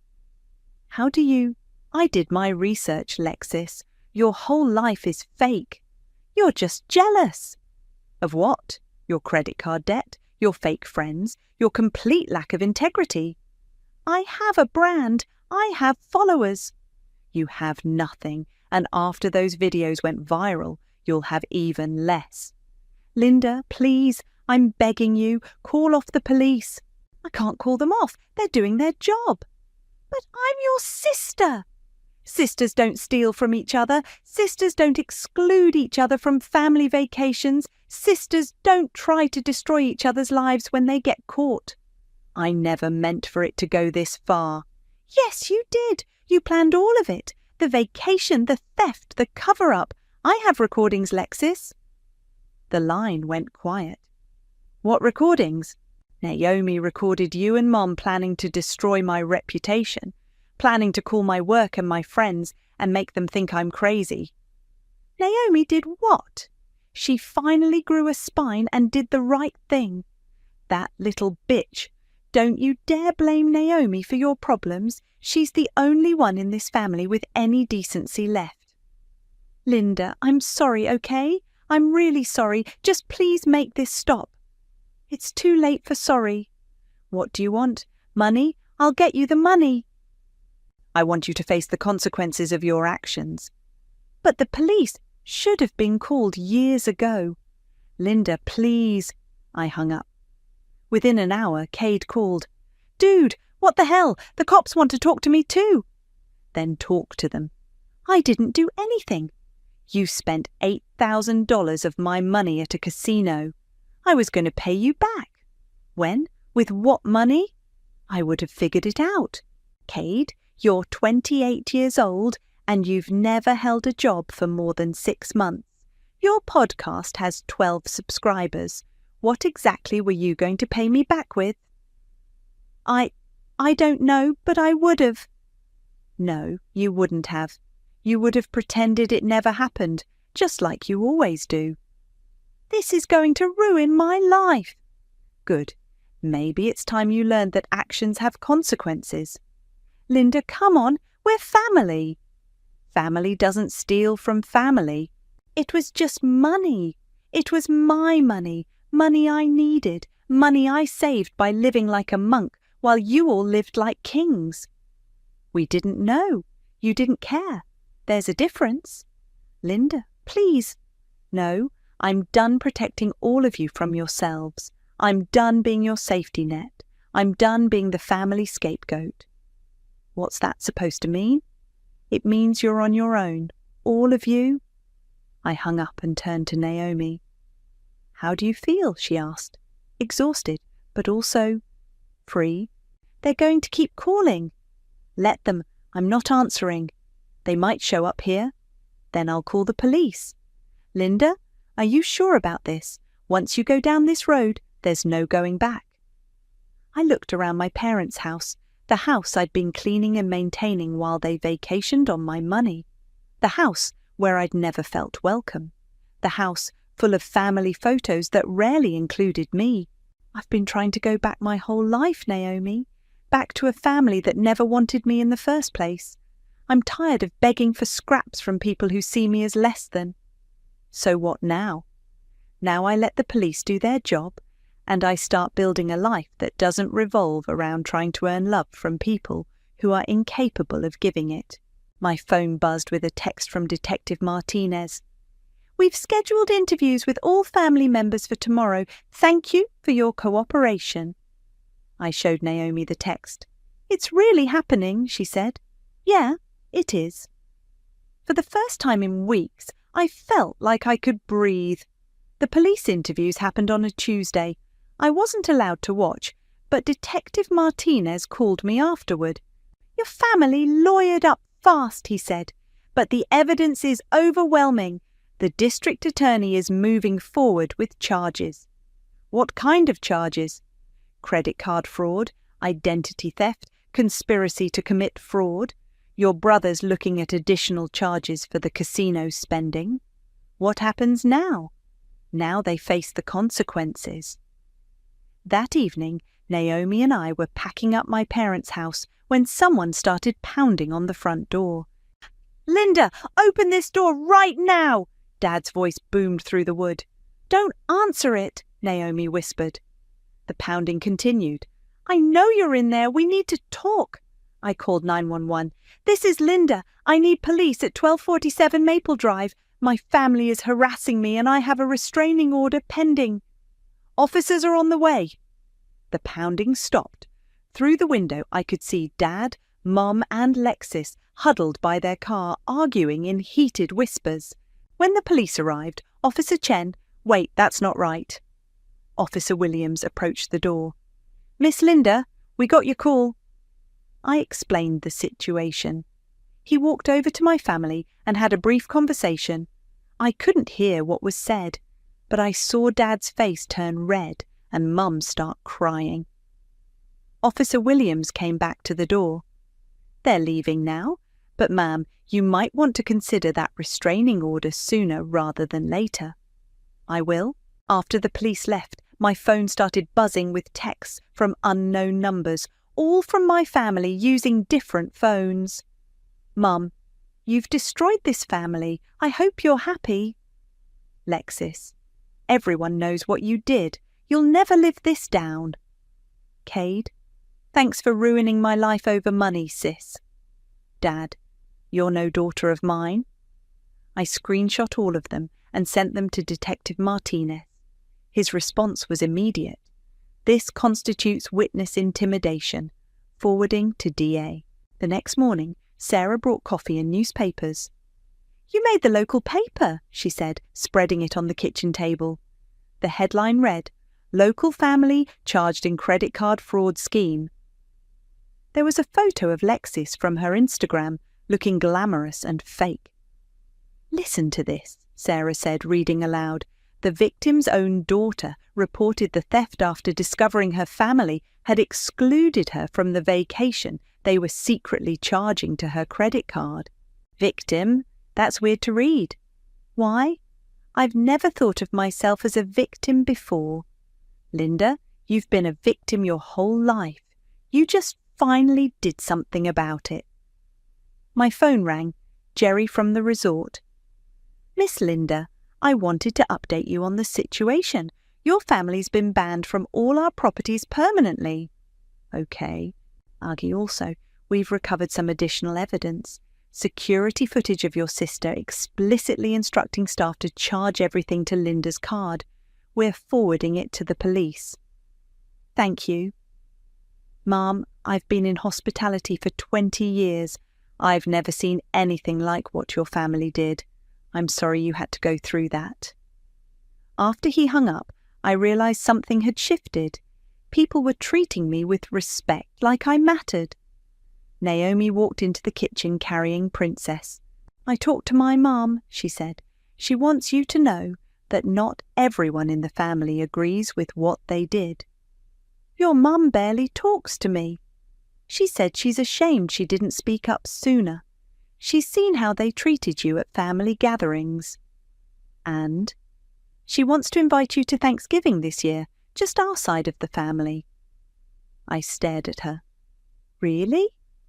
Really, she said it's time someone in this family treated you like you belong. My phone buzzed with a call from Mrs. Rodriguez. "Linda, you can come back to work tomorrow. The school board reviewed everything and cleared you completely." "What about the rumours?" "What rumours? Everyone's seen the news. You're the victim here, not the perpetrator. Your students have been asking about you." "They have. They're proud of you for standing up for yourself. Apparently, you're trending on TikTok as the teacher who fought back." When I returned to school, something amazing happened. My students treated me like a hero. "Miss Linda!" Ashley ran up to me before first period. "We saw the videos. You totally owned your family." "Ashley, that's not really." "No, seriously, my mum said you did exactly what she would have done. She said your family sounds awful." Other students chimed in. "My dad said $23,000 is like a whole car." "I can't believe they excluded you and then used your money. You're like famous now." During lunch, my colleague Janet sat down next to me. "Linda, I owe you an apology." "For what?" "I always thought you were just quiet, withdrawn. I didn't realize you were dealing with family abuse." "It wasn't abuse." "Linda, what they did to you was absolutely abuse. financial abuse, emotional abuse, psychological manipulation. I'm glad you finally fought back. That afternoon, Detective Martinez called with an update. Your mother and sister pled guilty to avoid trial. They're getting probation and have to pay full restitution plus penalties. What about Cade and Dad? Your brother's going to trial. The casino charges make his case more serious. Your father, his lawyer's trying to work out a plea deal. And Scarlett? Charges dropped. She cooperated fully and provided additional evidence against your family. What kind of evidence? Text messages where your sister bragged about using Linda's emergency fund for emergencies that were actually fun. Even Scarlett had turned on them. That evening, I was grading papers when Naomi knocked on the door. I have something for you, she said, holding out an envelope. Inside was a check for $25,000. What is this? Restitution plus interest and penalties. The court ordered it. I stared at the check. More money than I'd ever seen at once. Naomi, what am I supposed to do with this? Whatever you want. It's yours. It was always yours. I was thinking, maybe I could put a down payment on a house. That sounds perfect. And maybe I could host Thanksgiving this year, in my own place. I'd love that. As Naomi left, I looked around my tiny apartment. For the first time in my life, it felt like home. Not because it was fancy or impressive, but because it was mine. Earned with my own money, filled with my own things, shared with people who actually wanted to be there. My phone buzzed with a text from an unknown number. I almost ignored it, but something made me look. It was from Lexis. I'm sorry. Just 2 words. No explanation, no excuses, no manipulation. I stared at the message for a long time, then deleted it without responding. Some apologies come too late. Some bridges, once burned, can't be rebuilt. And sometimes that's exactly how it should be. Princess, who I'd somehow ended up keeping after my parents couldn't afford her care anymore, jumped onto my lap and settled in for the evening. What do you think, Princess? Ready to start over? She licked my hand, and I took that as a yes. Outside, it started to rain, but inside, everything felt warm and bright, and finally, mine. I stared at my phone, fingers trembling, as I scrolled through the Instagram photos. There they all were. Mom, Scarlett, Dad, and Solomon, my ex, sitting around a beautifully set table at Vincenzo's, raising their glasses in a toast to my father's 60th birthday. A birthday dinner I hadn't even known was happening. My name is Nicole, and I just discovered I'm the only member of my family who wasn't invited to celebrate my own father's milestone birthday. Just a casual last-minute thing, sweetie, Mom's text read, coming in suspiciously fast after I'd viewed her story. You know how these impromptu gatherings go. Impromptu. Right. I zoomed in on the wine bottle in the background, a 2015 Brunello di Montalcino, the exact wine I'd helped Dad pick out 3 weeks ago when he called asking for recommendations for a special occasion. Everything okay? My best friend Cora's voice cut through my spiraling thoughts. We were supposed to be having our weekly coffee catch-up, but I barely touched my latte. They invited Solomon, I managed, turning my phone to show her, to Dad's birthday dinner. Solomon, but not me. Cora's eyes widened as she took in the photos. That manipulative piece of... Wait, isn't that the restaurant your dad specifically asked about last month? Yep. I let out a hollow laugh. The one where I spent an hour researching their wine list for him. Guess now I know why. My phone buzzed again. Scarlett posting more photos. There she was, perfect as always, arm wrapped around Solomon's shoulders like he hadn't ghosted me after borrowing thousands of dollars. Like he hadn't spent our entire relationship convincing me I was lucky he even looked my way. Have you called your dad? Cora asked gently. What's the point? He'll just say Mom and Scarlett handled the guest list. He always stays out of it. I took a shaky breath. You know what the worst part is? This isn't even surprising. It's just confirmation. Of what? That I've always been the outsider, the one they include when it's convenient, exclude when it's not. I scrolled to another photo, Mom beaming at Solomon as he apparently told some hilarious story. Remember when I tried to tell them about the money he owed me? Mom said I was being dramatic. Scarlett said I probably misunderstood the arrangement. Cora reached across the table and squeezed my hand. Nicole, this is beyond messed up. You need to say something. My phone buzzed again. A text from Dad. Great wine recommendation, sweetheart. Really made the evening special. Something inside me snapped. The careful wall I'd built around years of dismissal and gaslighting crumbled. I thought about the folder in my email, the one labeled Solomon Legal. The one containing every manipulative message, every broken promise, every admission of debt. The one I'd kept, telling myself I was just being cautious. You know what? I said, straightening up. I think Dad's about to learn exactly how special his evening was. What are you thinking? Cora leaned forward, concern mixing with curiosity in her expression. Solomon's not at that dinner just to reminisce, I said, pieces clicking into place. He's there to pitch Dad on investing in something. Has to be. It's his pattern. Charm his way into money, then disappear when it's time to pay up. How do you know? I pulled up my email on my phone, finding the folder I hadn't opened in months. Because he told me himself, right here, I'll pay you back as soon as I secure my next investment. Oh, that was 8 months ago. Want to bet that's exactly what he's after now? Oh my God, Cora whispered, reading over my shoulder. You kept everything? Every email, every text, every bank transfer. I smiled, but there was no warmth in it. They thought they could just exclude me, like always, that I'd sit quietly with the hurt, like always.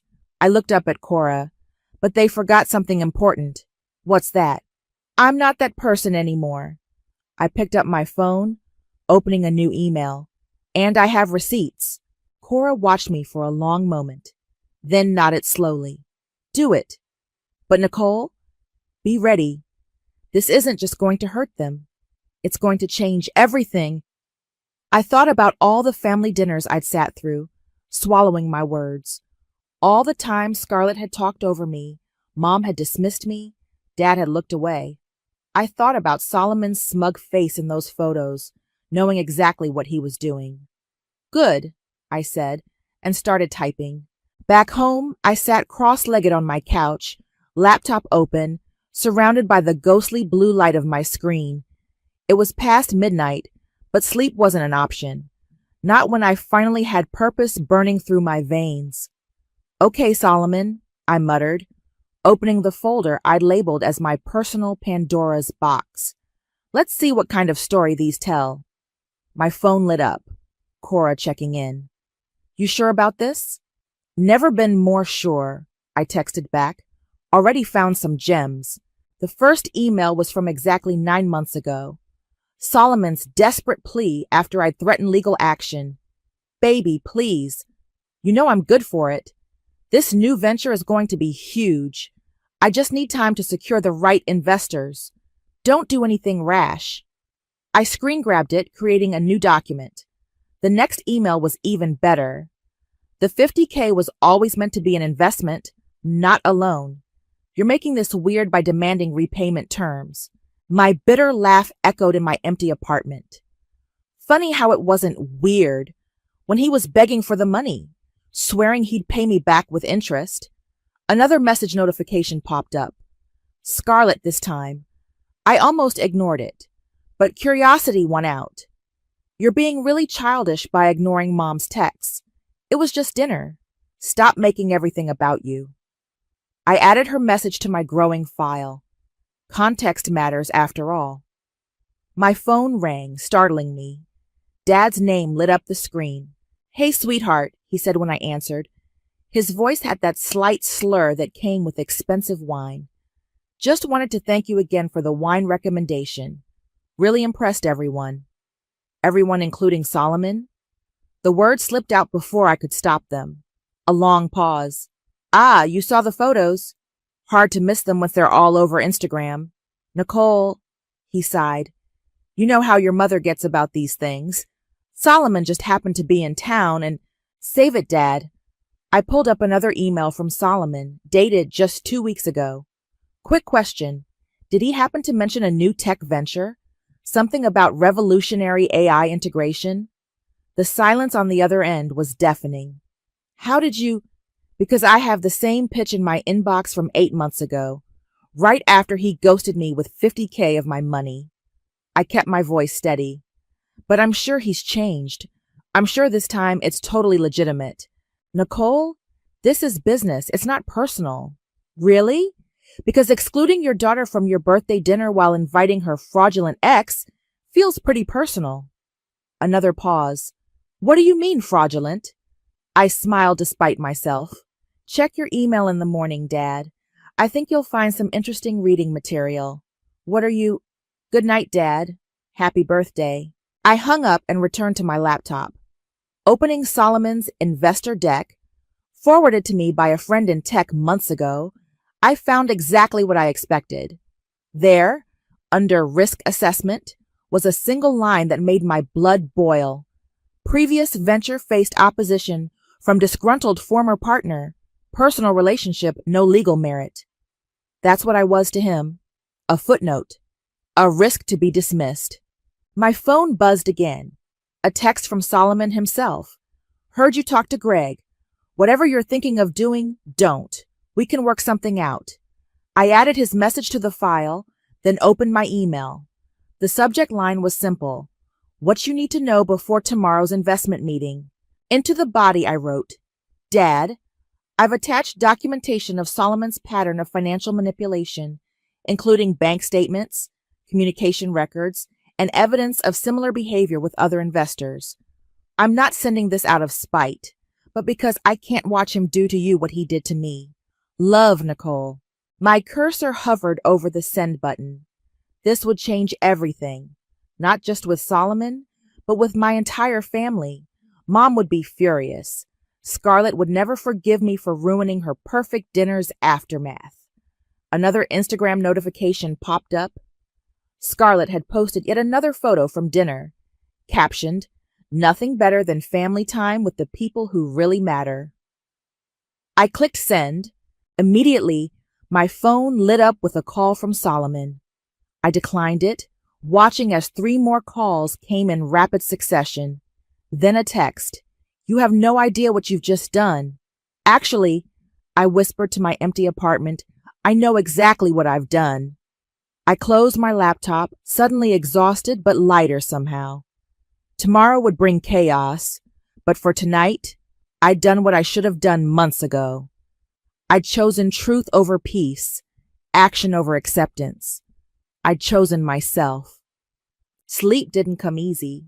I tossed and turned, checking my phone every few minutes. By 6 a.m., I gave up and made coffee, watching the sunrise paint my kitchen walls pink while notifications started rolling in. First, a missed call from Mom at 5:47 a.m. No voicemail. Then Scarlett, answer your phone right now. 3 more calls from Solomon, all declined. At 7:13, the email I'd been waiting for arrived. From Dad, we'll talk, thank you. 2 words that made my hands shake so hard, I nearly dropped my phone. Not the explosion I'd expected, not the dismissal I'd feared. Just, we'll talk, thank you. Cora called while I was still staring at those words. You doing okay? She asked. Your sister's been posting some pretty intense stuff. I pulled up Instagram. Scarlett had shared a series of cryptic stories. Some people will do anything for attention, followed by family means loyalty, and finally, the truth always comes out. She's not wrong about that last one, I said, surprising myself with a laugh. Nicole, Cora hesitated. Solomon's been calling me too, trying to get me to tell him where you live. My blood ran cold. What?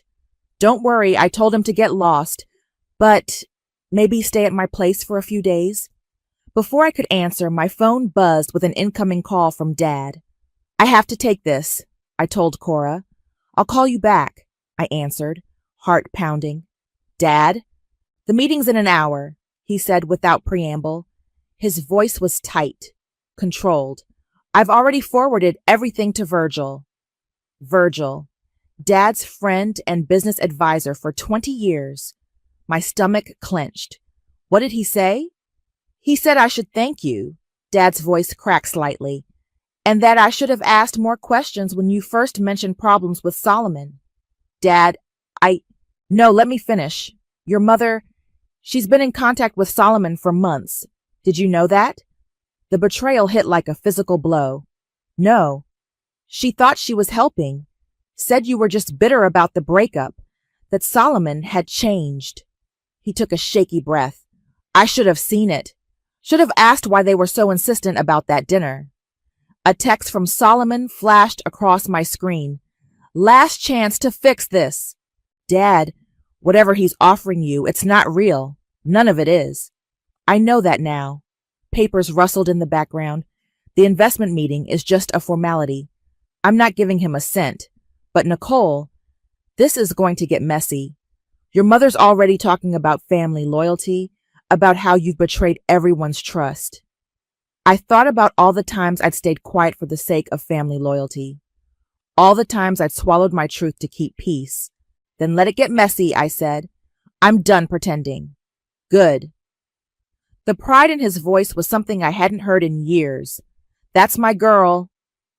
After we hung up, I finally listened to the voicemail Solomon had left at 3 a.m. You think you're so clever, don't you? Sending all that private correspondence, breaking confidence? I've got lawyers too, sweetheart, and they're going to tear you apart. You want to play dirty? Let's play. I forwarded the voicemail to Dad and Virgil, then called Cora back. I'm coming to get you, she said immediately. Pack a bag. You're staying with me. I can't hide from this. It's not hiding, it's being smart. Solomon's unhinged, your mom's on the warpath, and your sister's rallying her entire Instagram following against you. Take a breath. Let the dust settle. My phone pinged with a message from Virgil. Smart girl. Keep documenting everything. We've got your back. Another Instagram notification. Mom had finally broken her social media silence with a photo from last night's dinner, carefully cropped to show just her and Dad. Family is everything. Blood is thicker than water. Some truths shouldn't be told. I clicked through to the comments. Scarlett had already responded. Some people mistake revenge for righteousness. My fingers hovered over the keyboard, tempted to respond. Instead, I took a screenshot and added it to my growing file of documentation. Okay, I told Cora. I'll pack a bag, but I'm not running away. I'm just regrouping. That's my girl. I'll be there in 20. And Nicole? Yeah? I'm proud of you. This took guts. After hanging up, I looked around my apartment, at the life I'd built despite Solomon's betrayal, despite my family's dismissal. On my bookshelf sat a photo from years ago. Me, Mom, Dad, and Scarlett at the beach, all smiling. It felt like looking at strangers.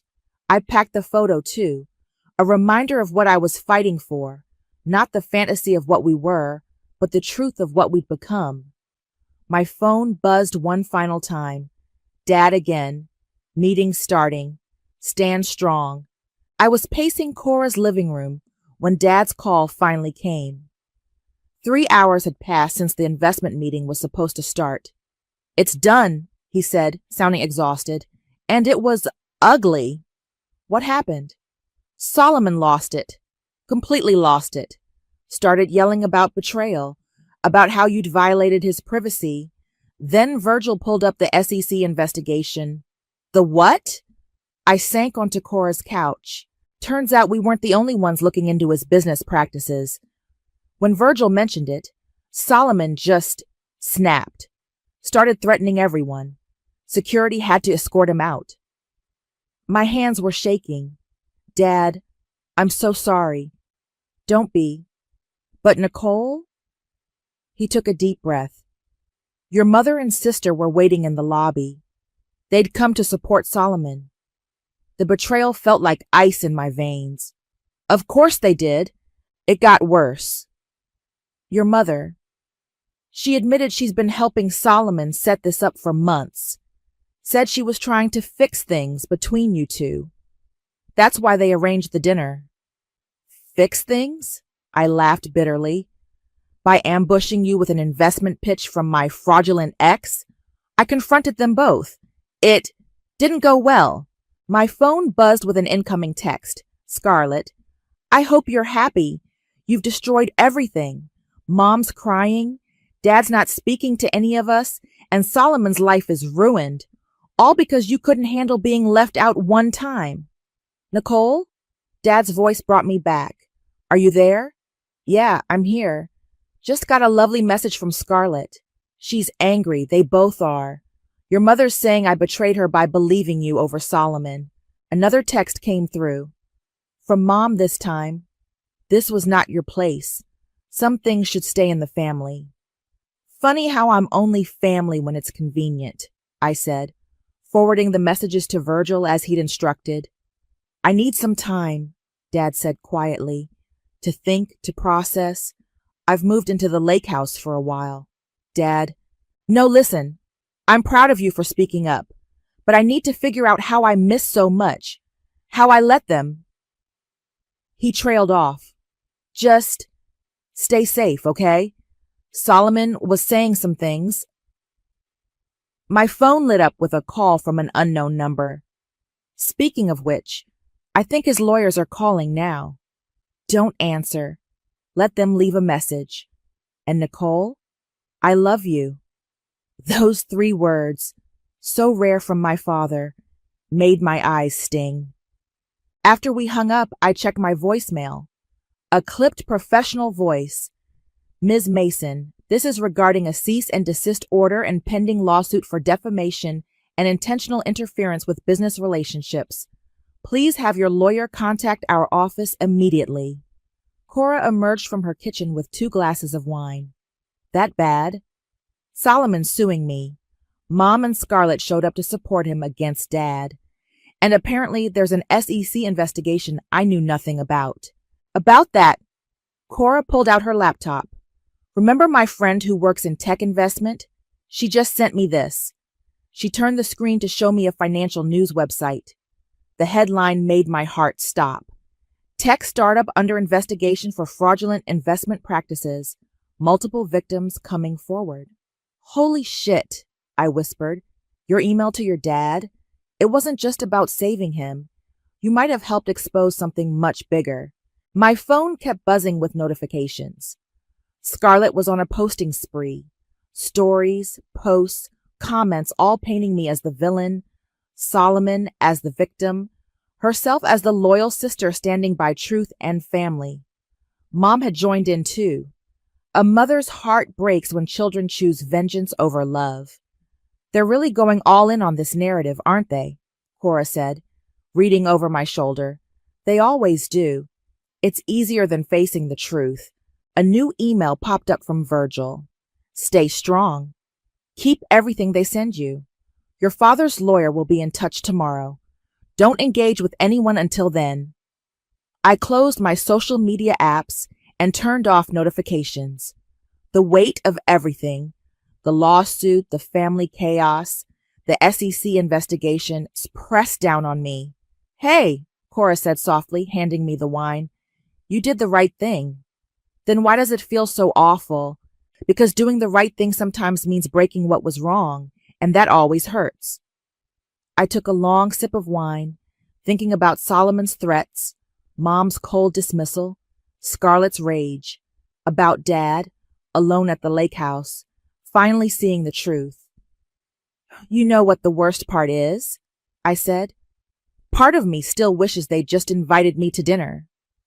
Cora squeezed my hand. I know, but they didn't. And now everyone has to live with the consequences. 3 days at Cora's turned into a week. I worked remotely, designed logos for clients, and watched as Scarlett systematically rewrote our family history on social media. Just look at this, I said, showing Cora my phone over breakfast. She's posted a throwback photo from 2 years ago. Me, her, and Solomon at Christmas. Her caption, "Some people can't handle seeing others happy. Jealousy destroys families." The comments are brutal, Cora noted, scrolling through the responses. How many followers does she have now? Up 10,000 since this started. She's turning it into content. I laughed hollowly. Mom's helping, of course.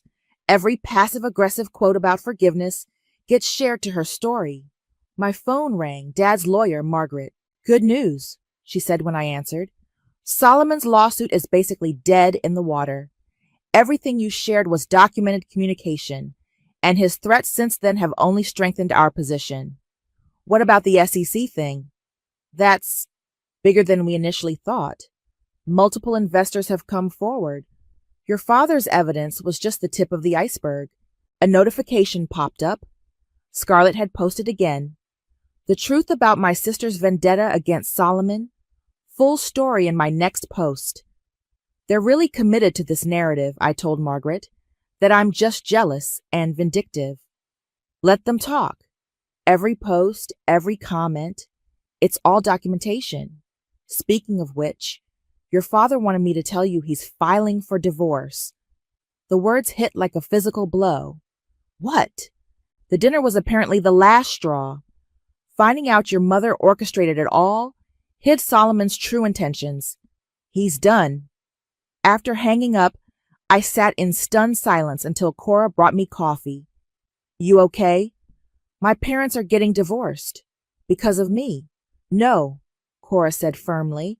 Because your mom chose Solomon over her own family. Because she's been lying and manipulating everyone. My phone buzzed. Scarlett's promise expose had dropped. A carefully curated carousel of photos and screenshots painting me as unstable, jealous, vindictive. The final slide was a screenshot of a text I'd supposedly sent Solomon.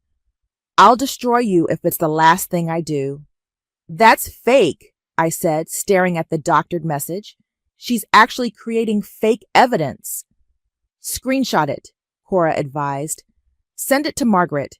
Before I could, another notification appeared. A message from someone I hadn't heard from in months. Lisa, Solomon's ex-business partner. I saw what's happening, she wrote. I have proof he did the same thing to me. Would you like it? My hands shook as I replied, yes.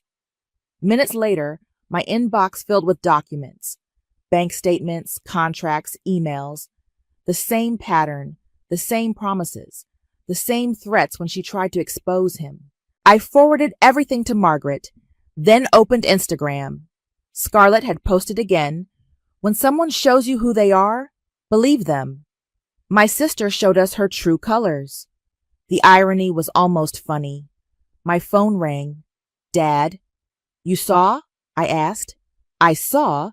Your mother's defending her, saying Scarlett's just protecting family. He sounded tired. I'm selling the house. Dad, I can't stay there. Not after everything. The lake house feels more like home now anyway. He paused. How are you holding up? Oh, just watching my sister turn me into a social media villain while Mom cheers her on. Living the dream. Nicole. His voice softened. Come visit me this weekend. Just us. No drama. No phones. We can fish off the dock like when you were little. The invitation, so simple, so genuine, made my throat tight. I'd like that. After we hung up, I checked my email one last time. A message from Virgil. SEC wants to talk to you, formally. Your evidence combined with Lisa's, this is becoming a major case. Cora read over my shoulder. Still think you should have just stayed quiet? I thought about Mom and Scarlett, so desperate to maintain their perfect narrative that they'd destroy anyone who threatened it. About Solomon, whose house of cards was finally falling. About Dad, finding peace in his solitude. You know what's funny, I said? They thought excluding me from dinner was the punishment, but it was the wake-up call I needed. My phone lit up with another notification. Someone had tagged me in a comment on Scarlett's post. "Where's your sister's side of the story? Why are we only hearing your version?" I watched as more comments appeared, questioning the narrative, asking for proof. The tide was turning, slowly but surely. "Truth," I said, putting my phone down, "doesn't need an Instagram filter." Cora smiled. "Now that should be your next post." "No," I said, thinking of the lake house, of fishing, with Dad. "I think I'm done performing for their audience." The lake house looked exactly as I remembered. Weathered blue shutters, creaky screen door, and the old wooden dock stretching into calm waters. Dad was waiting on the porch with 2 cups of coffee when I pulled up. "You remembered the fishing gear?" he asked as I climbed the steps. "In the trunk, along with those disgusting cheese crackers you love." He smiled, but it didn't quite reach his eyes. Up close, I could see how tired he looked, how much older than just a few weeks ago. "We need to talk," he said, handing me a coffee, "about everything I missed." We settled into the ancient Adirondack chairs facing the lake. The morning sun painted everything gold, almost like nothing had changed. "When did it start?" he asked. "With Solomon, I mean." "The money?" I took a sip of coffee. "Or the manipulation?" "Both." I told him everything. How Solomon had slowly isolated me from friends. How he'd convinced me his financial troubles were temporary. How the loan had started as $5,000 and somehow became $50,000. "Why didn't you tell me sooner?" "I tried, Dad.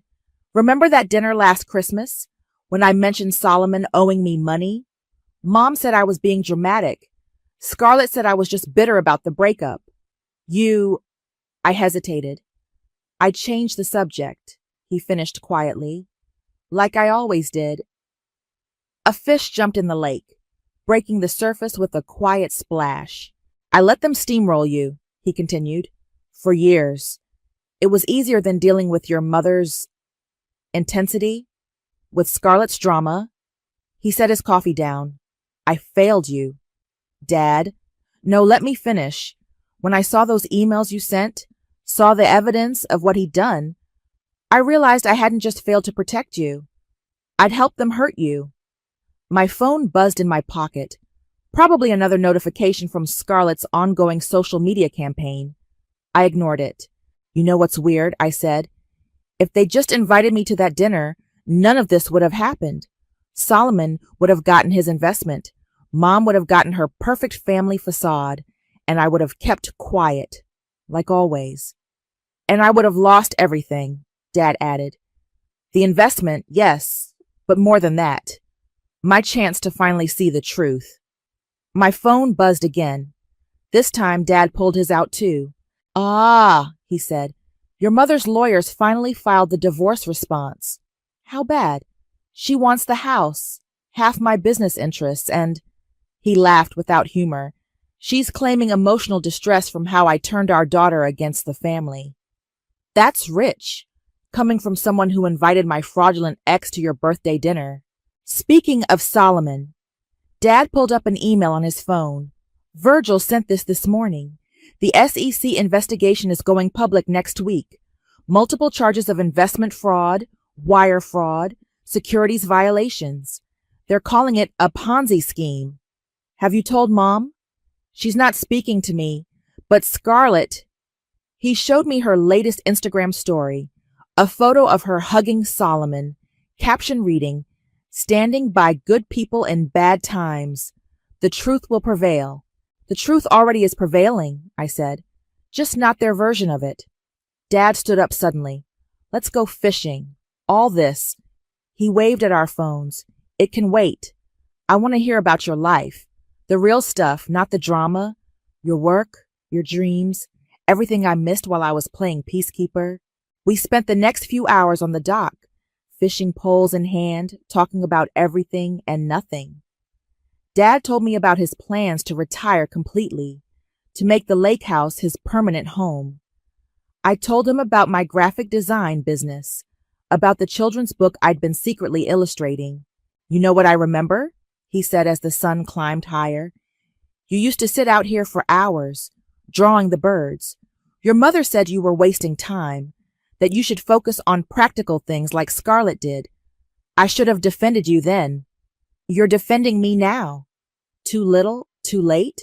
No, I said, thinking of all the alternate versions of this story, the one where I stayed quiet, the one where I gave in to their narrative, the one where nothing ever changed. I think it's right on time. My phone buzzed again, a message from Margaret. Solomon's lawyers want to discuss a settlement. They know what's coming with the SEC. How do you want to proceed? I showed Dad the message. Your call, he said, but whatever you decide, I'm with you this time. All the way. I looked out at the lake, at the future stretching out before us, messy and real and true. Tell them no deal, I said. Some things are worth more than money. Dad squeezed my shoulder. That's my girl. The SEC announcement hit like a tsunami. I watched from Cora's couch as Solomon's face appeared on every local news channel. The words multi-million-dollar investment fraud scrolling beneath his perfectly composed expression. Turn it up, Cora said, bringing in fresh coffee.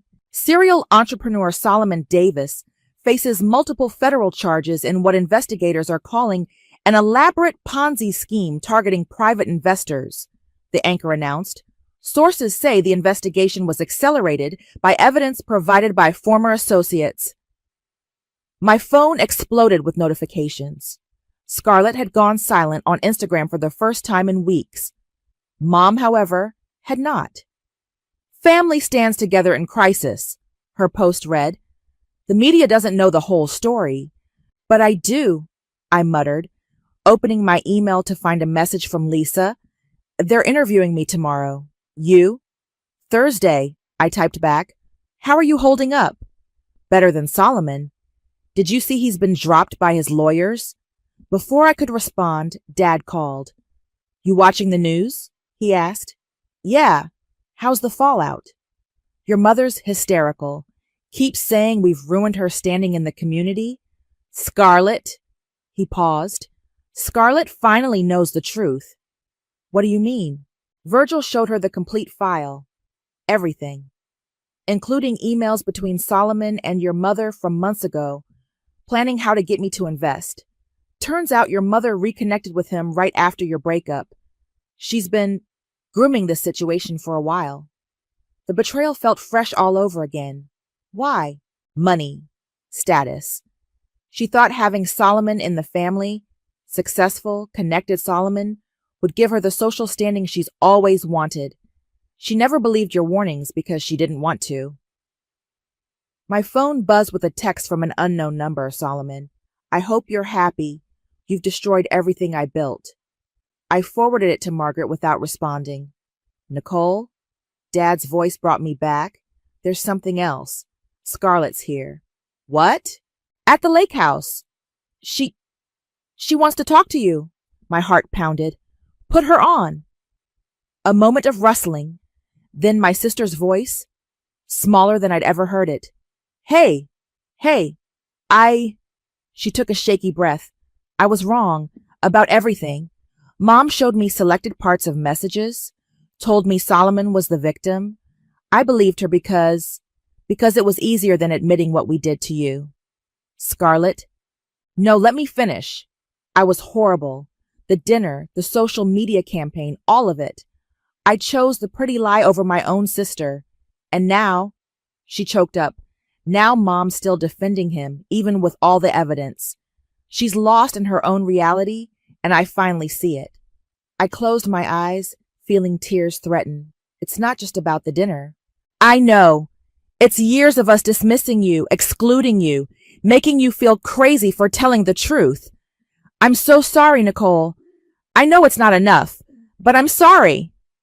Before I could respond, my phone lit up with breaking news. Solomon Davis, arrested on federal charges, multiple victims come forward. Are you seeing this? Scarlett asked. Yeah.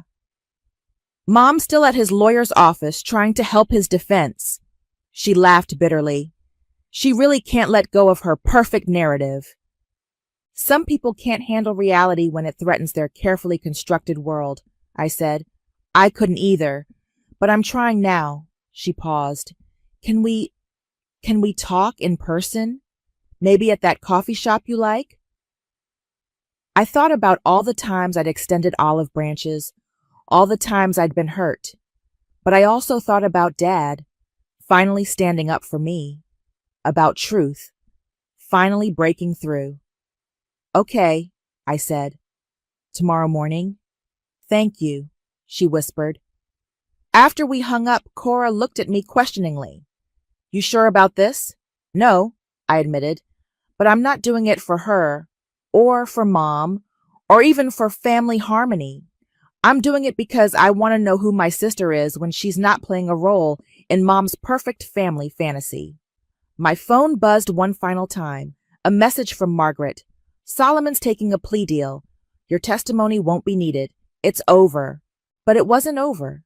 Not really. It was just beginning. The messy, honest work of rebuilding relationships on truth instead of pretense. Of learning who we all were without the masks we'd worn for so long. Hey, Cora said softly. Whatever happens tomorrow, I'm proud of you. I looked at the news coverage, at Solomon's mugshot, at Mom's desperate social media posts, at Scarlett's silence, at the whole tangled web of lies finally exposed to sunlight. You know what's funny, I said. They thought uninviting me to dinner would put me in my place. Instead, it gave me the courage to finally find my voice. Cora raised her coffee cup. To uninvited daughters who refused to stay quiet.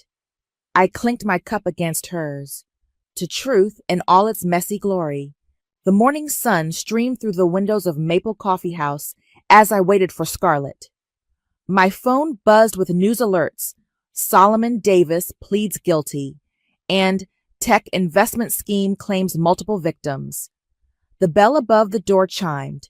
Scarlett walked in without her usual perfect makeup and Instagram-ready outfit. She looked younger somehow, more like the sister I remembered from childhood. I ordered your usual, I said as she sat down. Oat milk latte, extra shot. You remembered.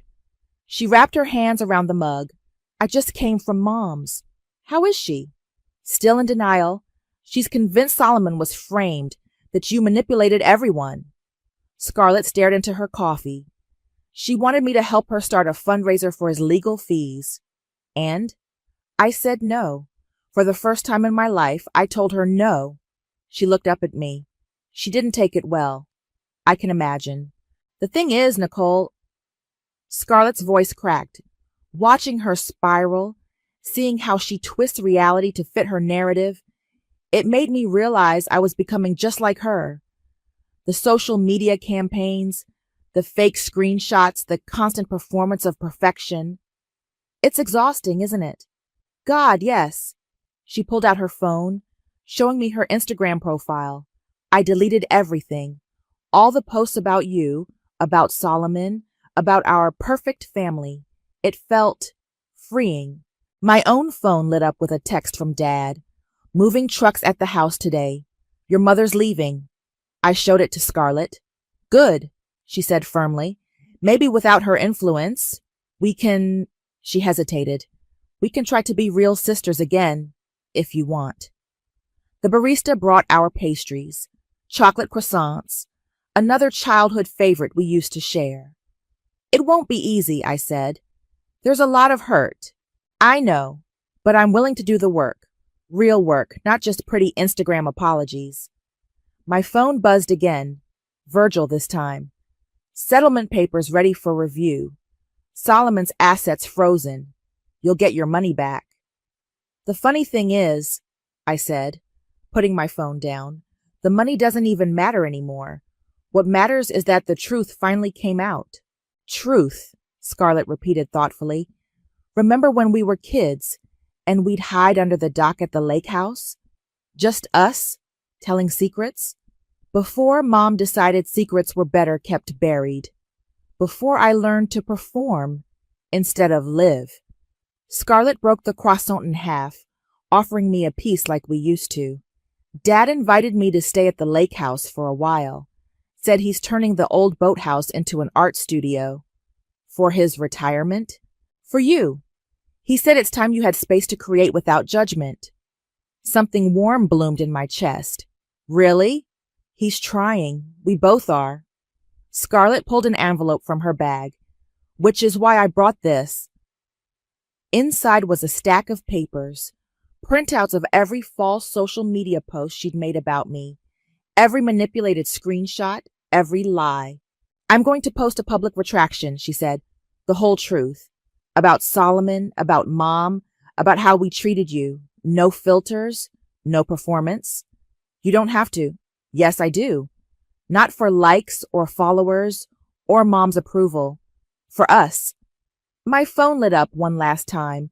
A message from Mom. I hope you're satisfied with the family you've destroyed. Scarlett saw it too. She'll never change, will she? Probably not. But we can. To change, Scarlett raised her coffee cup, and to second chances.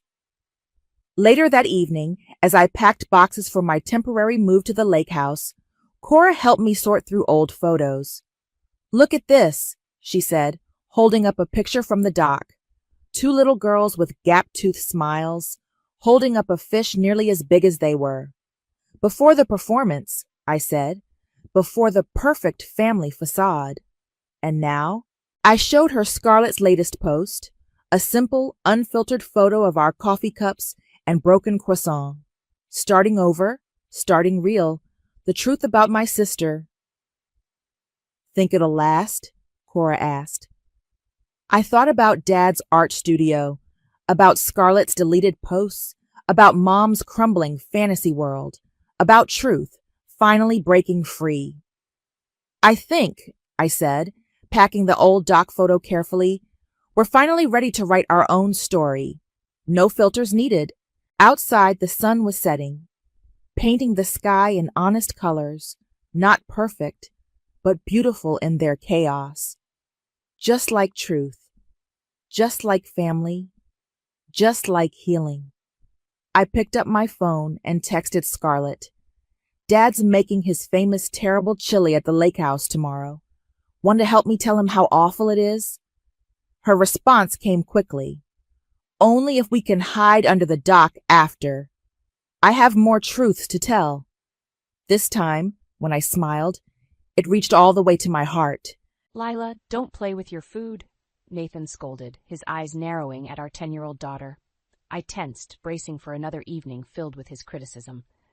As I opened my mouth to defend Lila, she abruptly pushed her plate aside, the contents spilling onto the pristine tablecloth. I'm sorry, Daddy, she said, her voice trembling. I didn't mean to. Nathan slammed his fist on the table, making us both flinch. How many times have I told you? We don't waste food in this household. My heart raced as his face reddened, the vein on his forehead pulsing. I knew that look all too well, the precursor to his rage. Before I could intervene, Lila's small hand reached out and knocked over Nathan's prized baseball, signed by Babe Ruth himself. It rolled off the table and hit the floor with a sickening thud. Time seemed to freeze as Nathan's eyes widened in disbelief. He turned his glare towards Lila, who shrank in her chair. You little brat! Do you have any idea how much that's worth? As he rose from his seat, I placed a trembling hand on his arm. Nathan, please. It was an accident. He shrugged me off, his attention fixated on our daughter. This is unacceptable behavior, Lila. You need to learn some respect. Lila's lips quivered and tears streamed down her cheeks. I'm sorry, Daddy. I'm really, really sorry. To my horror, Nathan reached for his belt, and I knew what would come next. It was a pattern I'd witnessed countless times, his escalating rage followed by physical punishment under the guise of discipline. But this time, something shifted in Lila's eyes. Her tears stopped, and she straightened her back, her gaze locking with Nathan's. No, Daddy. I won't let you hurt Mommy anymore.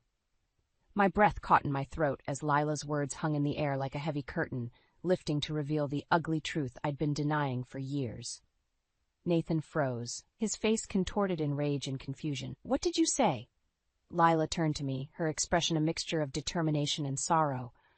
Mommy, I've seen the way he treats you, the yelling, the pushing, the bruises you try to hide. It's not right. My carefully constructed facade crumbled as tears spilled down my cheeks.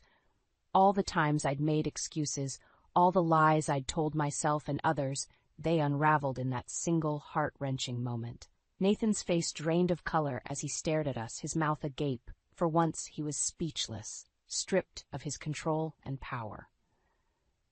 In that surreal silence, I realized that my sweet, brave daughter had given me the strength I'd been lacking all these years, the strength to face the truth, to protect her, and to break free from the cycle of abuse that had become my life. As I wrapped my arms around Lila, holding her close, I knew our lives would never be the same. But for the first time in a long time, I felt a glimmer of hope, a hope for a future free from fear and oppression, a future where love triumphed over violence. The shattered remains of Nathan's prized baseball lay scattered on the floor, a fitting metaphor for the illusion that had just been destroyed. And in that moment, I vowed to never let anyone control or diminish me again. The aftermath of that fateful dinner was like a bomb going off in our household. The silence that followed Lila's revelation was deafening, broken only by the occasional clatter as Nathan paced back and forth, running his hands through his disheveled hair. "How dare you?" he seethed, shooting daggers at Lila with his eyes. "How dare you disrespect me like this in my own home?" Lila flinched, but held her ground. "I'm sorry, Daddy, but I won't let you hurt Mommy anymore." Nathan whirled to face me, his face contorted with rage. "Is this true, Janelle? Have you been filling her head with lies about me?" I swallowed hard, my heart pounding in my chest. This was the moment I dreaded for years, the confrontation that could either set me free or trap me further in his web of control. "No, Nathan," I said, my voice surprisingly steady. "Lila's telling the truth. I can't pretend anymore." His eyes narrowed, and he took a step towards me, his fists clenched at his sides. "Pretend? You think this is some kind of game?" Before he could advance further, Lila stepped between us, her small frame trembling but her eyes blazing with determination. "Don't you touch her!" Nathan recoiled as if struck, his expression a mix of disbelief and fury. "How dare you speak to me like that, you ungrateful little brat!" "Don't call her that!" I snapped, surprising even myself with the force of my words. Nathan's head whipped towards me, and for a moment I thought he might strike me, but something in my defiance seemed to give him pause. "This is your doing, Janelle," he hissed.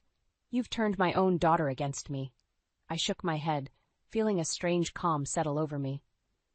"No, Nathan, I've done nothing but endure your rage and abuse for far too long.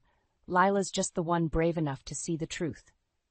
His face reddened, and he opened his mouth to retort, but I held up a hand, cutting him off. "I'm done, Nathan.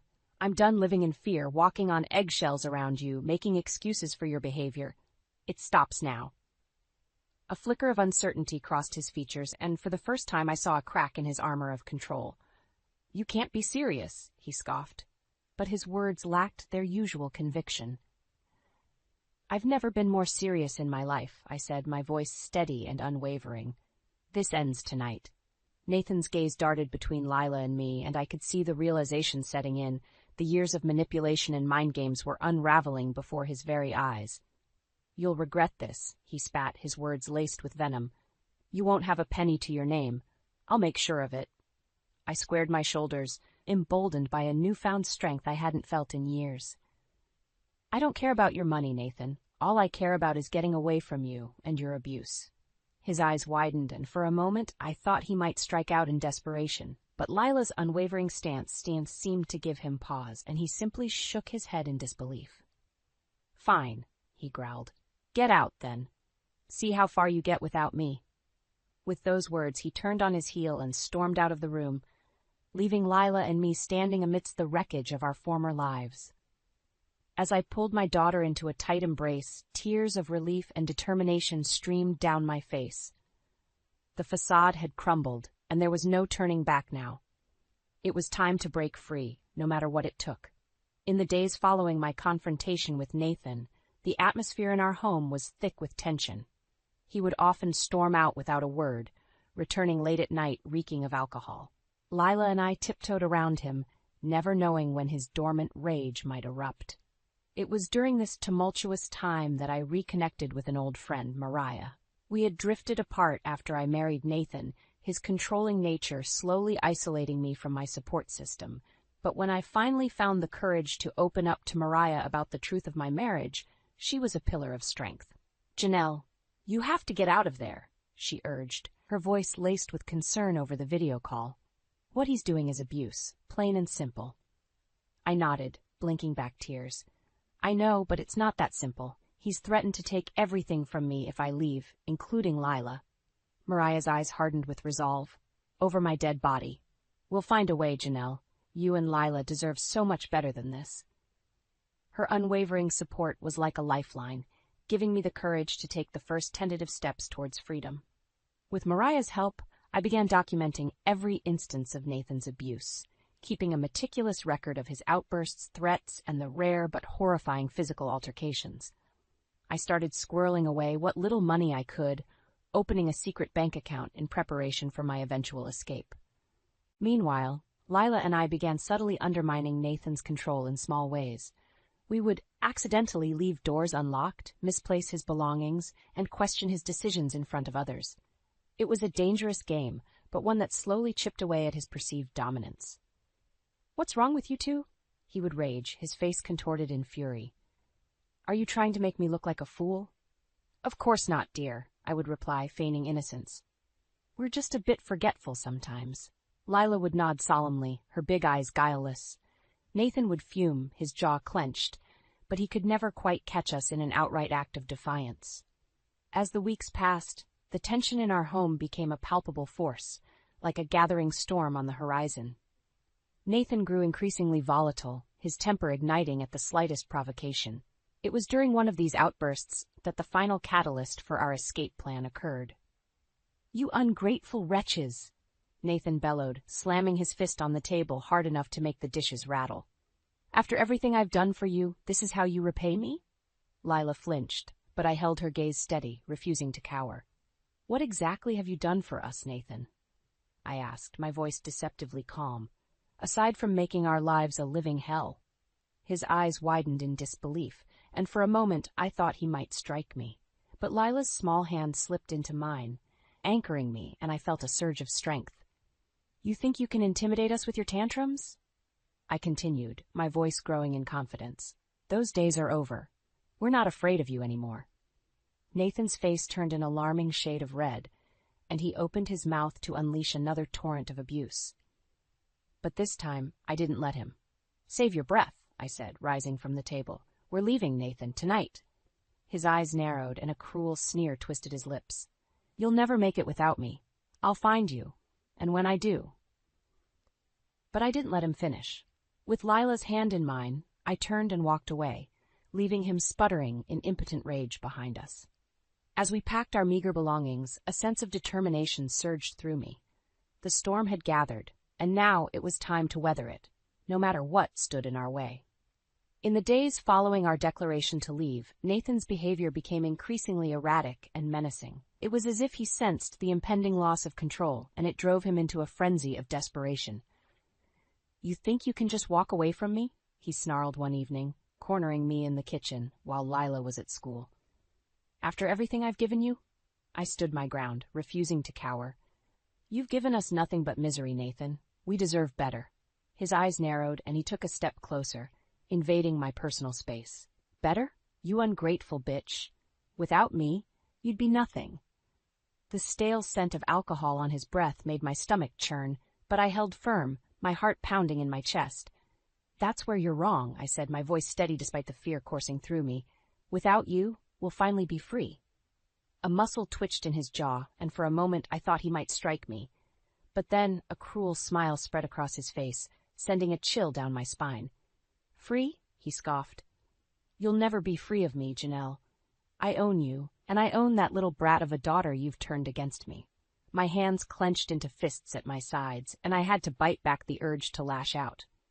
"You don't own us, Nathan," I ground out, my voice trembling with barely contained fury. "We're not your possessions." His smile twisted into a sneer, and he leaned in closer, his breath hot on my face. "We'll see about that." Before I could react, he grabbed my arm in a vice-like grip, his fingers digging into my flesh. I cried out in pain, instinctively trying to pull away, but he held fast. "Let go of me," I demanded, but my words only seemed to fuel his rage. "Or what?" he taunted, his eyes glinting with malice. "You'll run away like a scared little mouse? You're not going anywhere, Janelle, not until I say so." Panic clawed at my chest as I struggled against his iron grip, but it was no use. He was stronger, fueled by years of pent-up anger and a desperate need for control. Just when I thought I couldn't take any more, a small voice pierced the tension. "Daddy, stop! You're hurting her!" We both froze as Lila stepped into the kitchen, her eyes wide with fear and determination. Nathan's grip on my arm loosened slightly, but he didn't release me. "Stay out of this, Lila," he growled. "This is between your mother and me." But Lila didn't back down. "No, Daddy, it's not just about you anymore. We're leaving, and you can't stop us." Nathan's face contorted with rage, and he shoved me aside, turning his attention to our daughter. "You little brat! You think you can talk to me like that?" Before he could take a step towards her, I placed myself between them, my heart pounding with a mixture of fear and resolve. "Don't you dare touch her," I warned, my voice low and unwavering. Nathan's eyes widened in disbelief, and for a moment he seemed taken aback by my defiance. "Or what?" he sneered, but there was a flicker of uncertainty in his gaze. I squared my shoulders, drawing strength from Lila's unwavering presence behind me. "Or you'll regret it," I said, my words carrying a weight and conviction I'd never felt before. "This ends now, Nathan. One way or another, we're walking out of here, and you can't stop us." His eyes narrowed, and he clenched his fists at his sides, his whole body trembling with barely contained fury. For a moment I thought he might strike out in a blind rage. But then something shifted in his expression, a glimmer of realization that his power was slipping through his fingers like sand. With a snarl of impotent rage, he turned and stormed out of the kitchen, leaving Lila and me standing together, our bond stronger than ever. As I pulled my daughter into a fierce embrace, I knew that the tide had turned. Nathan's desperation had pushed us to our limits, and now there was no going back. The time for our escape had come. In the aftermath of Nathan's explosive outburst, Lila and I huddled together, our hearts still racing from the confrontation. It was a harsh reminder that our plan to escape had to move forward, no matter the risks. As I held my daughter close, trying to soothe her trembling, a sudden knock at the door made us both jump. My blood ran cold, fearing it was Nathan, returned to unleash his fury once more. But when I cautiously peered through the peephole, I was greeted by an unexpected sight. Nathan's business partner, Michael, shifting nervously on the doorstep. "Janelle," he said in a hushed voice when I cracked the door open. "I need to talk to you. It's important." I hesitated, glancing back at Lila, who nodded in silent encouragement. With trembling hands, I ushered Michael inside, my mind racing with possibilities. Once the door was closed, Michael didn't waste any time. "Janelle, I know what's been going on," he said, his voice laced with a mix of shame and determination. "The way Nathan treats you, the way he rules through fear and intimidation, it's not right." My heart skipped a beat as I processed his words. Had our struggles been visible to outsiders all along? Michael must have sensed my trepidation, for he pressed on. "I'm not the only one who's seen it, Janelle. There are others at the firm who know the truth about Nathan's behavior, both at home and at work." A flicker of hope ignited within me, even as dread coiled in my stomach. If Nathan's colleagues were aware of his true nature, it could either be our salvation or our downfall. "What do you mean?" I asked, my voice barely above a whisper. Michael's gaze hardened with resolve. "We've been documenting his actions, gathering evidence of his unethical practices and abuse of power. It's only a matter of time before the truth comes out and he's held accountable." I couldn't help but glance at Lila, a silent question in my eyes. She gave a slight nod, and I turned back to Michael, steeling my nerves. "And what does this have to do with us?" I asked, my voice stronger now. Michael's expression softened, a hint of sympathy in his eyes. "Janelle, we know what he's put you through, and we want to help." My breath caught in my throat as the weight of his words settled over me. Help, a lifeline we hadn't dared to hope for. "How?" I asked, my voice trembling with a mix of hope and trepidation. Michael reached into his jacket pocket and produced a small flash drive. "This contains evidence of Nathan's misdeeds, both personal and professional. enough to ensure he can never hurt you again. He extended the drive towards me, his gaze unwavering. Take it, Janelle. Use it to protect yourself and your daughter, and know that you have allies, even in the shadows. My hand trembled as I reached out and took the drive, its weight seeming to anchor me in that surreal moment. Allies. A concept so foreign yet so desperately needed. Thank you, I whispered, my voice thick with emotion. I don't know what to say. Michael shook his head, a grim smile tugging at his lips. Don't thank me, just promise me you'll use it to get away from him. For good. I nodded, resolute determination surging through me. I promise. As Michael turned to leave, he paused, his hand on the doorknob. One more thing, Janelle. Be careful. Nathan is a dangerous man, and he'll stop at nothing to maintain his control. His words sent a chill down my spine, but I refused to let fear rule me any longer. We'll be ready, I said, my voice steeled with conviction. Michael gave a solemn nod and slipped out into the night, leaving Lila and me to ponder our newfound allies and the weight of the evidence we now possessed. As I clutched the flash drive in my hand, I knew our escape plan had taken on a new urgency. The storm clouds were gathering, and this time we wouldn't be facing them alone. The weight of Michael's evidence, combined with the knowledge that we had allies working behind the scenes, lent a newfound sense of urgency to our escape plan. Lila and I knew we had to move quickly, before Nathan caught wind of the growing storm swirling around him. In the days that followed, we worked tirelessly, gathering what meager belongings we could carry and stockpiling supplies for our journey. Mariah remained our unwavering support, providing us with a safe haven to flee to once the time was right. Are you sure about this, Janelle? She asked one night, her voice hushed over the video call. Once you leave, there's no going back.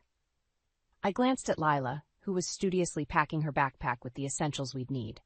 Her eyes met mine, shining with a determination far beyond her years. I'm sure, I said, turning back to Mariah with a resolute nod. We can't live like this anymore. It's time to break free, no matter what it takes. Mariah's expression softened, a mixture of pride and concern etching her features. All right, just say the word, and I'll be there to pick you up. With our plans in motion, the tension in our household became almost palpable. Nathan seemed to sense the shift in the air, his eyes narrowing with suspicion whenever he caught Lila and me whispering together. What are you two up to?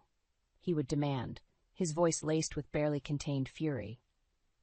We would exchange a pointed look, then turn back to him with feigned innocence. Nothing, dear, just talking about school. His jaw would clench and his nostrils would flare, but he could never quite catch us in the act of our preparations. Finally, the night of our escape arrived. Nathan had stormed off after another explosive argument, leaving us a narrow window of opportunity to slip away undetected. Are you ready? I asked Lila, my heart pounding in my chest as we gathered our meager belongings. She nodded, her small face set in a mask of determination that both broke and swelled my heart. Ready, Mom. With trembling hands, I dialed Mariah's number, the burner phone feeling like a lifeline in my grasp. It's time, I whispered when she answered, my voice thick with a mix of fear and exhilaration. I'm on my way, Mariah responded, her voice steady and reassuring. Stay strong, Janelle. Help is coming. As we waited for Mariah's arrival, every creak and groan of the old house seemed amplified, setting my nerves on edge. What if Nathan returned early? What if he caught us before we could escape? But then a familiar car pulled up outside, and Lila's small hand slipped into mine, anchoring me in the moment. Let's go, Mom, she said, her voice trembling but her eyes shining with determination. With a deep breath, I shouldered our meager belongings and followed my daughter out into the night, leaving behind the prison of our former life. As we slipped into Mariah's waiting car, I couldn't help but glance back at the house one last time. The curtains in Nathan's study fluttered, and for a fleeting moment I thought I saw his silhouette in the window, watching our escape. A shiver ran down my spine, but I refused to let fear take hold. Not this time. Drive, I said, my voice firm and unwavering. Mariah didn't need to be told twice. With a sharp nod, she peeled away from the curb, whisking us into the night and towards an uncertain future, but one that was ours to shape, free from Nathan's oppressive shadow. As the miles stretched between us and our former prison, I felt a weight lift from my shoulders, replaced by a sense of exhilaration and newfound determination. We were free. And nothing, not even Nathan's wrath, would ever shackle us again. In the weeks following our daring escape, Lila and I found ourselves constantly looking over our shoulders, half expecting Nathan to appear and drag us back into his web of control and abuse. But as the days turned into weeks, and we settled into our new life with Mariah's support, the constant fear gradually gave way to a sense of cautious hope. It was during this transition that the first cracks in Nathan's carefully constructed facade began to show. Whispers of his unethical business practices and abusive behavior started to circulate, fueled by the anonymous leaks of evidence from his former colleagues. At first, the rumors were little more than idle gossip, easily dismissed by Nathan's legal team and PR machine. But as more and more damning evidence came to light, the scrutiny intensified, quickly spiraling into a full-blown media firestorm. "Have you seen the news?" Mariah asked one morning, her voice laced with a mixture of triumph and concern as she handed me a newspaper. My heart skipped a beat as I took in the headlines, emblazoned across the front page: "Local businessmen accused of abuse and corporate misconduct." Accompanying the article was a grainy photo of Nathan, his face twisted in a snarl as he pushed past a crowd of reporters. The caption read, "Moore denies allegations, vows legal retaliation." I felt a surge of conflicting emotions, relief that the truth was finally coming to light, tempered by the lingering fear that Nathan's wrath would inevitably find us. "He's not going to let this go, is he?" I murmured, my fingers tracing the lines of his enraged expression. Mariah shook her head grimly. "Probably not, but we're ready for him, Janelle. He can't hurt you anymore." Her words were a sobering reminder of the allies we had in our corner, the ones who had risked everything to expose Nathan's misdeeds and provide us with the evidence we needed to protect ourselves. As the days wore on, the media frenzy around Nathan's scandals only intensified. Reporters camped outside his office and home, shouting questions and snapping photos, as he tried in vain to maintain his crumbling facade of control. "No comment," he would snarl, pushing his way through the throngs of journalists, his face contorted with fury. But the leaks kept coming, each new revelation more damning than the last. Evidence of financial misdeeds, sexual misconduct allegations, and even whispers of criminal activity. It was as if a floodgate had been opened, and Nathan's carefully curated image was being washed away by the torrent of truth. Through it all, Lila and I watched from the safety of our new home, a strange sense of karmic justice washing over us as we witnessed Nathan's downfall unfold. "He deserves it, doesn't he, Mom?" Lila asked one evening, her eyes glued to the news coverage of yet another damaging expose. I hesitated, torn between the desire for retribution and the lingering fear that Nathan's reach might still extend beyond our grasp. "I don't know, honey," I said finally, pulling her close. "But what I do know is that he can't hurt us anymore. We're safe, and that's all that matters." Lila nodded, her brow furrowed as she considered my words. Then a small smile tugged at the corners of her mouth. "I'm glad he's getting what he deserves," she said, her voice laced with a conviction far beyond her years. "After everything he did to us, it's only fair." As I looked into her eyes, shining with a newfound strength and resilience, I couldn't help but feel a swell of pride. My daughter, once so small and vulnerable in the face of Nathan's rage, had emerged as a fierce warrior, her spirit unbroken by the trials we'd endured. And in that moment, I knew that no matter what the future held, we would face it together, stronger, wiser, and forever free from the shackles of Nathan's oppression. His empire might crumble, his reputation lie in tatters, but we had something far more precious: our freedom, our dignity, and a bond that not even his most vicious attacks could sever.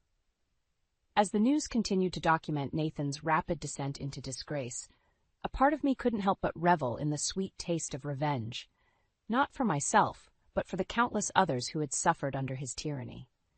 The monster had been exposed, and now he would reap the consequences of his actions, one devastating blow at a time. As the dust settled on Nathan's spectacular fall from grace, Lila and I found ourselves standing at a crossroads, faced with the daunting task of rebuilding our lives from the ashes of our former existence. "Where do we go from here, Mom?"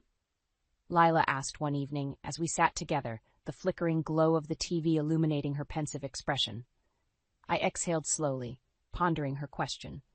For so long our world had revolved around survival, dodging Nathan's fury, plotting our escape, clinging to the hope of freedom. But now that we had achieved that elusive goal, the path forward seemed simultaneously daunting and exhilarating. "Anywhere we want, honey," I said finally, reaching out to tuck a stray strand of hair behind her ear. "The world is ours now." A small smile tugged at the corners of Lila's mouth, and I saw a glimmer of the carefree child she had once been before the weight of Nathan's oppression had stolen her innocence. "I like the sound of that," she murmured, her eyes sparkling with newfound hope. In the weeks that followed, Lila and I made the difficult decision to leave our temporary sanctuary with Mariah and strike out on our own. As much as we were grateful for her unwavering support, we both felt the need to forge our own path, free from the lingering shadows of our past. With the help of the evidence provided by Nathan's former colleagues, I was able to secure a modest settlement from his rapidly crumbling empire. Not nearly enough to compensate for the years of torment, but a start nonetheless. And so, armed with our meager belongings and a newfound sense of determination, Lila and I set off for a fresh start in a new town, leaving the specter of Nathan's abuse firmly in our rearview mirror. As we settled into our cozy apartment, unpacking the few possessions we had managed to salvage, I couldn't help but marvel at the journey that had brought us to this point. The strength it had taken to break free, the courage to face the unknown, and the resilience to forge ahead in the face of overwhelming adversity. "Are you happy, Mom?" Lila asked one evening as we sat together on our second-hand couch, the scent of takeout pizza wafting through the air. I looked around our modest surroundings, taking in the mismatched furniture and the peeling paint on the walls. To an outsider, it might have seemed like a life of hardship and struggle. But in that moment, all I felt was a profound sense of contentment and gratitude. "Happier than I've been in a very long time," I replied, pulling her into a warm embrace. Lila snuggled against me, a contented sigh escaping her lips. "Me too, Mom. Me too." In the months that followed, Nathan's name faded from the headlines, his misdeeds and scandals replaced by the next sensational story du jour. But for us, his legacy lived on in the scars we bore, both physical and emotional, and the hard-won lessons we had etched into our souls. I would be lying if I said his shadow didn't linger, casting occasional doubts and fears across our newfound peace. But each time those whispers of the past threatened to overwhelm us, we would draw strength from the bond we had forged in the fires of our struggle. We were survivors, warriors, and above all, a family united by an unbreakable love that had carried us through the darkest of storms. And as I watched Lila blossom into a confident, compassionate young woman, her laughter ringing through our little apartment, I knew that our story was one of triumph over adversity, a testament to the indomitable spirit that had guided us to freedom. Nathan's reign of terror was over, his power and influence reduced to ashes. But from those ashes we had risen like a phoenix, our wings spread wide as we soared towards a future of our own making. And in that moment, I knew that no matter what challenges lay ahead, we would face them together, unbroken, unstoppable, and forever free. The crystal wine glass shattered in my hand as the manila envelope hit the mahogany dining table. Blood trickled down my wrist, but I barely felt it. The pain was nothing compared to the humiliation burning through my chest as 20 pairs of eyes fixed on me. I'm Olive, and this was supposed to be just another Blake family Thanksgiving dinner. "What is this?" My voice came out steadier than I expected, though my fingers trembled as I reached for the envelope. "Divorce papers." Emerson's voice was flat, practiced. He'd rehearsed this moment, probably with his mother Eleanor watching approvingly from her throne-like chair at the head of the table. I thought it would be better to do this here, with family present. Better for whom? The question died in my throat as Cora, my sister-in-law, let out a poorly disguised snicker. She'd been waiting for this moment since the day Emerson and I got married. "You're serving me divorce papers at Thanksgiving dinner?" The words tasted like acid. The turkey and cranberry sauce on my plate suddenly looked obscene. "Well, darling," Eleanor's voice dripped with false sympathy, "we thought it would be easier this way. The family could provide emotional support." Allie, my best friend who'd insisted on coming with me this year, grabbed my hand under the table. Thank God she was here. Emotional support, I echoed, watching blood drip onto the pristine white tablecloth. Like the emotional support you showed when you called my art glorified finger painting last Christmas. Oh, come now, Cora chimed in, wine sloshing in her glass. Let's not pretend your little hobby was ever going to amount to anything. Remember that gallery showing where nobody bought a single piece? The room erupted in cruel laughter. Even the cousins I thought were on my side joined in. I looked at Emerson, searching for any trace of the man who'd once defended my passion for art, who'd helped me set up my studio in the guest house of this very estate. He wouldn't meet my eyes. I think what everyone's trying to say, Eleanor continued, dabbing her mouth with a napkin, is that it's time to face reality. You're not cut out for this family, Olive. We need someone more substantial. My hand brushed against my purse, where a folded document had been sitting for months. The deed to this very house, the Blake family estate, transferred to my name in a moment of drunken generosity by Emerson on our 5th anniversary. He'd forgotten about it by morning, but I'd quietly filed the paperwork. You're right, Eleanor. I stood up slowly, letting the blood drip freely onto her precious tablecloth. I'm not cut out for this family. I'm better than it. Excuse me? Emerson finally looked at me, his face flushing red.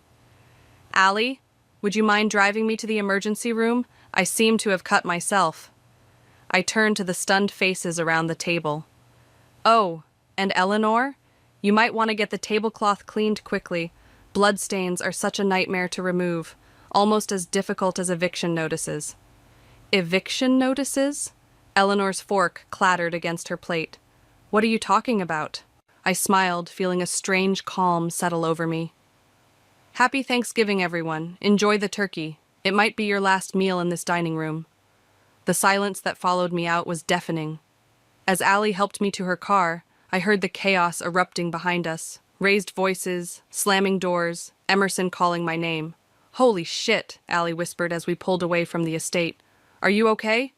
I watched the mansion shrink in the side mirror, its windows glowing warm and inviting. A facade, just like everything else about the Blakes. No, I answered honestly. But I will be. What did you mean about eviction notices? I pulled out the deed with my good hand, careful not to get blood on it. Remember when Emerson got drunk last year and started talking about how this house should belong to someone who actually appreciates its history? Allie's eyes widened as she glanced at the document. No way. Yes way. He signed over the deed that night. I've been sitting on it, wondering if I should tell him. I looked down at my bleeding hand. I guess now I know what to do with it. What are you thinking? The first genuine smile of the evening spread across my face. I'm thinking this place would make an excellent art gallery. After all, Eleanor always said this house needed more culture. As we drove toward the hospital, I felt something shift inside me. The humiliation was still there, but it was being replaced by something else. Determination. They wanted to break me? Fine. But they'd forgotten one crucial detail. Sometimes the best art comes from broken things. 7 stitches, I announced, holding up my bandaged hand as I walked into Allie's apartment. The doctor said I'm lucky I didn't sever any tendons. Lucky isn't exactly the word I'd use for anything that happened today. Allie handed me a glass of wine, in a plastic cup this time. Your phone's been blowing up, by the way. 23 missed calls from Emerson. I sank into her plush couch, exhausted. Let him sweat. So, are we going to talk about the nuclear bomb you're sitting on? Allie curled up in her armchair, tucking her feet under her. That deed is serious business, Olive. I know. I took a long sip of wine. I already called Riley. The lawyer? When? From the hospital. She's coming over first thing tomorrow morning. I pulled out my phone and finally looked at the messages. Oh, this is Rich. Listen to what Cora just sent. How dare you embarrass our family like this? After everything we've done for you? Allie snorted. Everything they've done for you? Like what? Criticize your art? Exclude you from family photos? Make snide comments about your clothes? The memories flooded back unbidden. Remember last summer's garden party? When Eleanor told all her friends I was the cleaning lady because she was embarrassed to introduce me as her daughter-in-law? God, yes. And Emerson just stood there pretending not to hear. He always just stood there. My voice cracked slightly. 5 years of marriage, and he never once truly stood up for me. The doorbell rang, making us both jump. Allie peeked through the peephole and cursed. It's Emerson. Olive! His voice carried through the door. I know you're in there. We need to talk. I shook my head at Allie, who called out, She doesn't want to see you, Emerson. Go home. This is ridiculous. Something thudded against the door, probably his fist. You can't just threaten my family's home. That deed was a mistake, and you know it. I walked to the door, my heart pounding. A mistake? Like serving me divorce papers at Thanksgiving dinner was a mistake? That's different. I was trying to... To what? Humiliate me? Congratulations, mission accomplished. I pressed my bandaged hand against the door. But you know what's funny?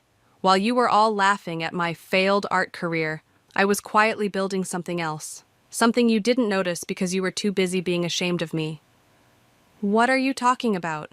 My paintings might not sell, Emerson, but my art restoration business is doing just fine. I've been saving every penny, waiting for the right opportunity. I smiled, though he couldn't see it. Guess what? You just handed it to me. The silence on the other side of the door was deafening. Go home, I said finally. Talk to your lawyer. I'll be talking to mine. His footsteps retreated slowly, and I slumped against the wall. Art restoration business? Allie raised an eyebrow. Since when? Remember Francisco, my old art professor?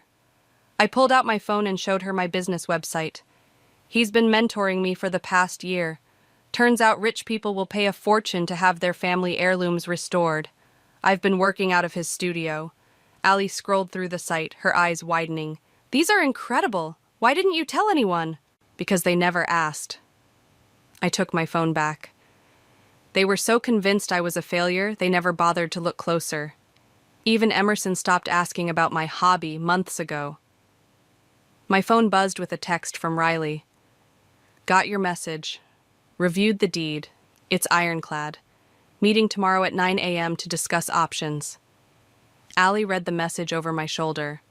What exactly are you planning? I walked to the window, looking out at the city lights. That house has been a symbol of everything I'm not supposed to be.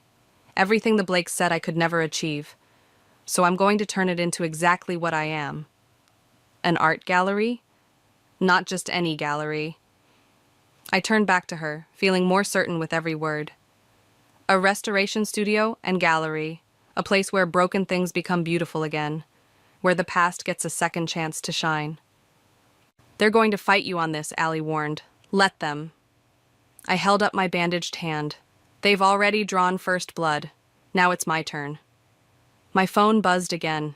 Eleanor this time. You ungrateful little nobody.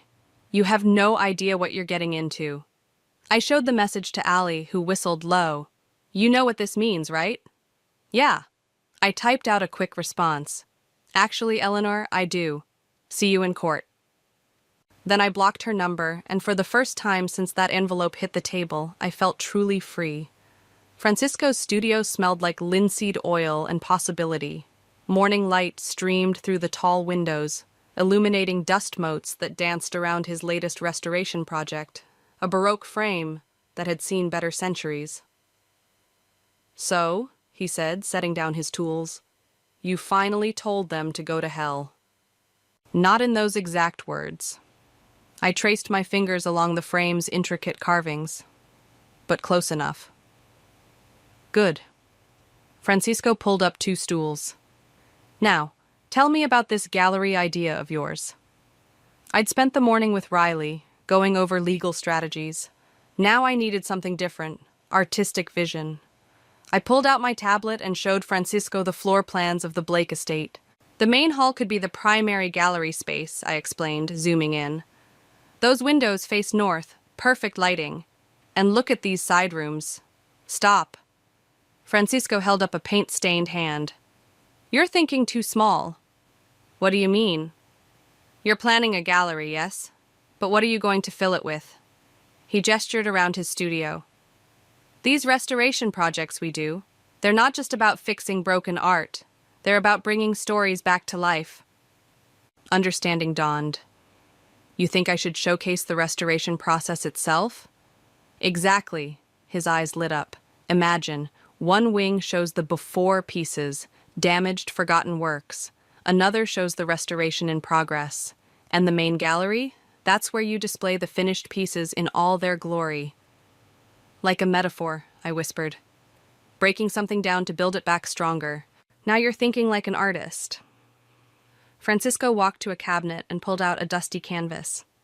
Remember this? My throat tightened. It was my first attempted restoration. A landscape I'd nearly ruined before Francisco taught me the proper techniques.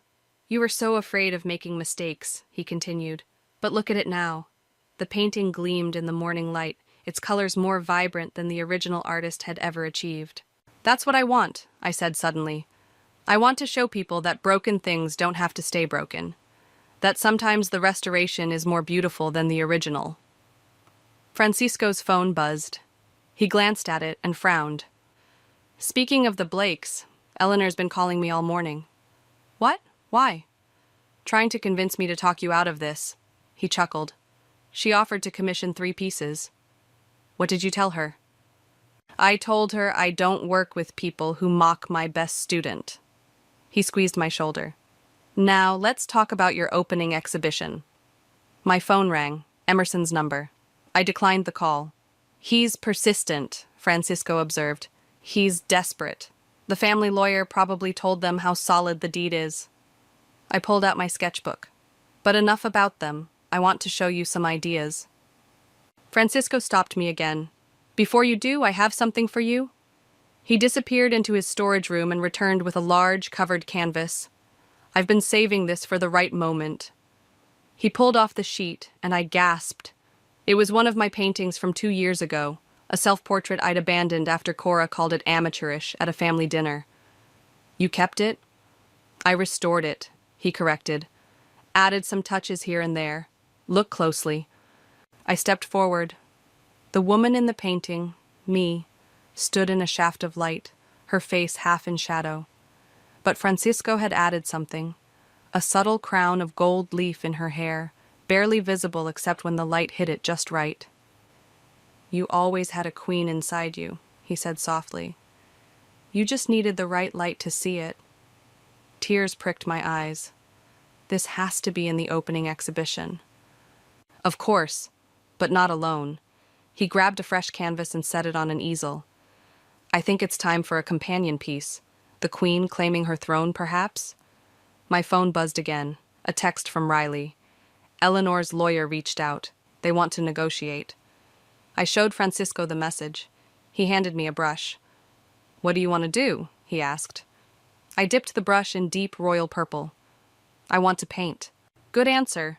He set up his own canvas beside mine. Remember what I taught you about composition? The eye needs somewhere to land. And about color? Sometimes the boldest statement is the quietest shade. And about revenge? I paused, brush hovering over canvas. You never taught me about revenge. Yes, I did. He smiled. Every time we restored a painting that someone had given up on, every time we proved them wrong with beauty instead of anger. I looked at the blank canvas, then at my bandaged hand, then at the text from Riley. Finally, I looked at Francisco. Teach me more, I said. And as the morning light filled the studio, we began to paint my revenge. Not in blacks and reds, but in colors that would make even Eleanor Blake wish she'd seen my worth sooner. The cafe was exactly halfway between my apartment and the Blake estate, neutral territory. Emerson sat at a corner table, his usual crisp appearance slightly rumpled. 3 days of stubble shadowed his jaw, and his tie hung loose around his neck. You look terrible, I said, sliding into the seat across from him. Olive. He straightened up. Thank you for coming. You said it was important. I kept my bandaged hand visible on the table between us. A reminder. The waitress approached, but Emerson waved her away. I need you to stop this madness. Mother is beside herself. The house has been in our family for generations. Interesting. I tilted my head. Is that what you told yourself when you planned to serve me divorce papers at Thanksgiving dinner? Mother would approve of this? He had the grace to look uncomfortable. That was poorly handled. Poorly handled? I laughed, drawing looks from nearby tables. You humiliated me in front of your entire family. They laughed, Emerson. They laughed while I bled. I never meant what? For me to fight back? For me to be anything more than the disappointing artist wife you could never quite bring yourself to defend? He reached across the table for my hand. I pulled back. I have an offer, he said, switching tactics. The family is willing to buy the house from you. Name your price. Of course, everything was always about money with the Blakes. Not interested. Be reasonable, Olive. What are you going to do with a house that size? Turn it into some sort of... He waved his hand dismissively. Art space? Actually, yes. I pulled out my tablet and showed him Francisco's preliminary designs. The main hall will be the gallery. The east wing will house the restoration studio. The west wing will be... Stop! Emerson pinched the bridge of his nose. This is ridiculous. You can't just... Can't what? Succeed? Make something of myself? I leaned forward. Or is it that you can't stand the thought of me turning your precious family estate into something that actually matters? Mother will never allow this. Mother doesn't have a choice. I stood up. Neither do you. He grabbed my wrist. Wait, please. There's something else. I sat back down, curious despite myself. Cora's pregnant, he said quietly. She and her husband were supposed to move into the estate next month. It's tradition. The next generation always raises their children there. The news hit like a physical blow. Cora, who'd made my life hell for 5 years, was going to have everything she'd ever wanted. That's not my problem. Olive, please, if not for me, then for who? The family that never accepted me? The sister-in-law who mocked every piece of art I ever created? I pulled my wrist free. You know what tradition I'm starting?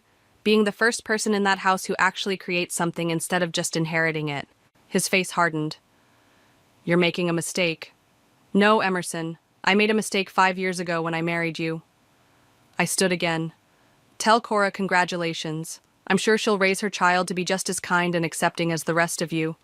This isn't over, he called after me as I walked away. Actually, it is. I turned back one last time. Oh, and you might want to warn your mother. The contractors start next week. I'd hate for all that construction noise to disturb her afternoon tea. Outside, I called Allie. How'd it go? She asked. About as well as expected. I started walking, needing to move. Did you know Cora's pregnant? What? No way. Yeah, apparently I'm destroying some grand family tradition by not letting them raise the next generation of entitled Blakes in that house. So what are you going to do? I stopped at a red light, watching people rush past. I'm going to create something beautiful in that house. Something that lasts. And maybe, years from now, Cora's kid will walk into my gallery and see that there's more to life than tradition and appearances. They're not going to make this easy, Allie warned. Good. I touched my healing hand. The best art never comes easy. My phone buzzed with a text from Francisco. Started working on the crown piece. Come see. I have to go, I told Allie. Time to make some art. Give 'em hell, she said. I smiled, already picturing Eleanor's face when the construction crews arrived. No, I'm going to give them beauty. That'll hurt them more. The light turned green, and I crossed the street, leaving the cafe and Emerson's desperate pleas behind. Ahead of me lay Francisco's studio, and beyond that, a future I was finally ready to paint for myself. The sound of power tools echoed through the Blake estate as workers transformed the space.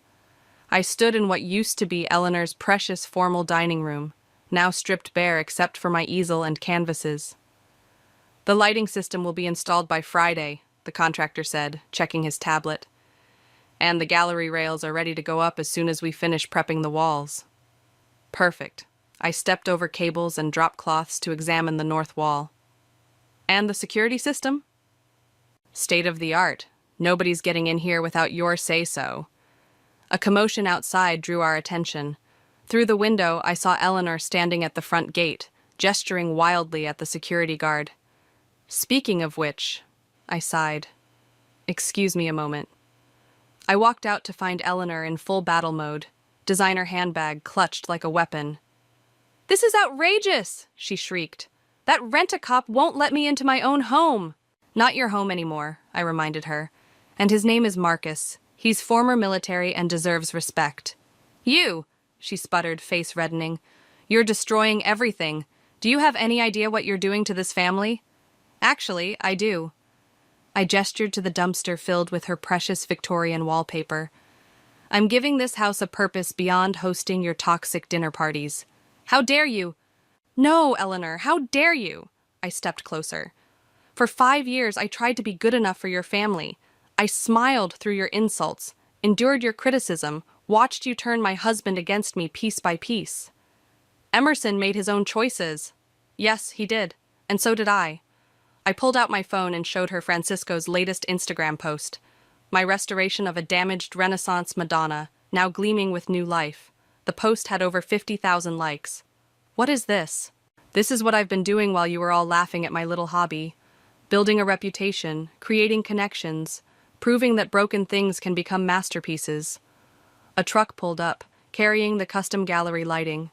Eleanor watched, her perfectly manicured hands trembling. "The opening is in 3 weeks," I continued. "Critics from every major art publication will be here. They're particularly interested in my piece about family betrayal. You know, the one inspired by Thanksgiving? You wouldn't dare. Watch me." I nodded to Marcus, who stepped forward. "Now, unless you'd like to be escorted off the property, I suggest you leave. I have work to do." As Eleanor stormed off, Francisco appeared beside me, carrying a fresh canvas. "Nicely handled," he said. "Ready to get back to work?" Inside, I stood before my centerpiece, a massive triptych that dominated the main wall. The left panel showed a shattered wine glass, drops of blood-red wine frozen in mid-fall. The center panel was still in progress, a chaos of dark colors and sharp edges. The right panel remained blank. "I can't figure out how to end it," I admitted, picking up my brush. "Because you're not at the end yet." Francisco adjusted his glasses. The story's still unfolding. My phone buzzed, a text from Ali. "OMG, you need to see this." She'd sent a link to Cora's social media post, a long rant about family loyalty and artistic sacrilege, complete with photos of the estate's ongoing transformation. The comments section was unexpectedly divided, with several prominent art world figures defending the renovation. "Look at this one." Francisco pointed to a comment from a famous gallery owner. "Bold vision. Can't wait to see the space." I smiled, adding a streak of gold to the central panel. "Think they'll come to the opening?" "They already RSVP'd, along with half the city's art scene." He squeezed my shoulder. "Your revenge is going viral, my dear." I stepped back, studying my work. The paint glistened, wet and alive, like an open wound healing into something beautiful. It's not just revenge anymore, I realized. It's resurrection. A crash from the foyer interrupted us. We rushed out to find one of Eleanor's old portraits had fallen, its frame cracked. "Should we restore it?" Francisco asked. I picked up the painting, running my fingers along its gilded frame. "No, this one stays broken. Sometimes we need reminders of what we're leaving behind." I propped it against the wall, next to my supplies. A visual contrast between the old world and the new one I was creating. 3 weeks, Francisco mused. "Think you'll be ready?" I dipped my brush in paint, the color of dawn. "I already am. They just don't know it yet." Returning to my triptych, I began to work on the final panel, finally seeing how it should end. Not with destruction or triumph, but with transformation. The moment when broken glass becomes a prism, scattering light in all directions. Behind me, the workers continued their symphony of renewal, and somewhere in the city, the Blakes plotted their next move.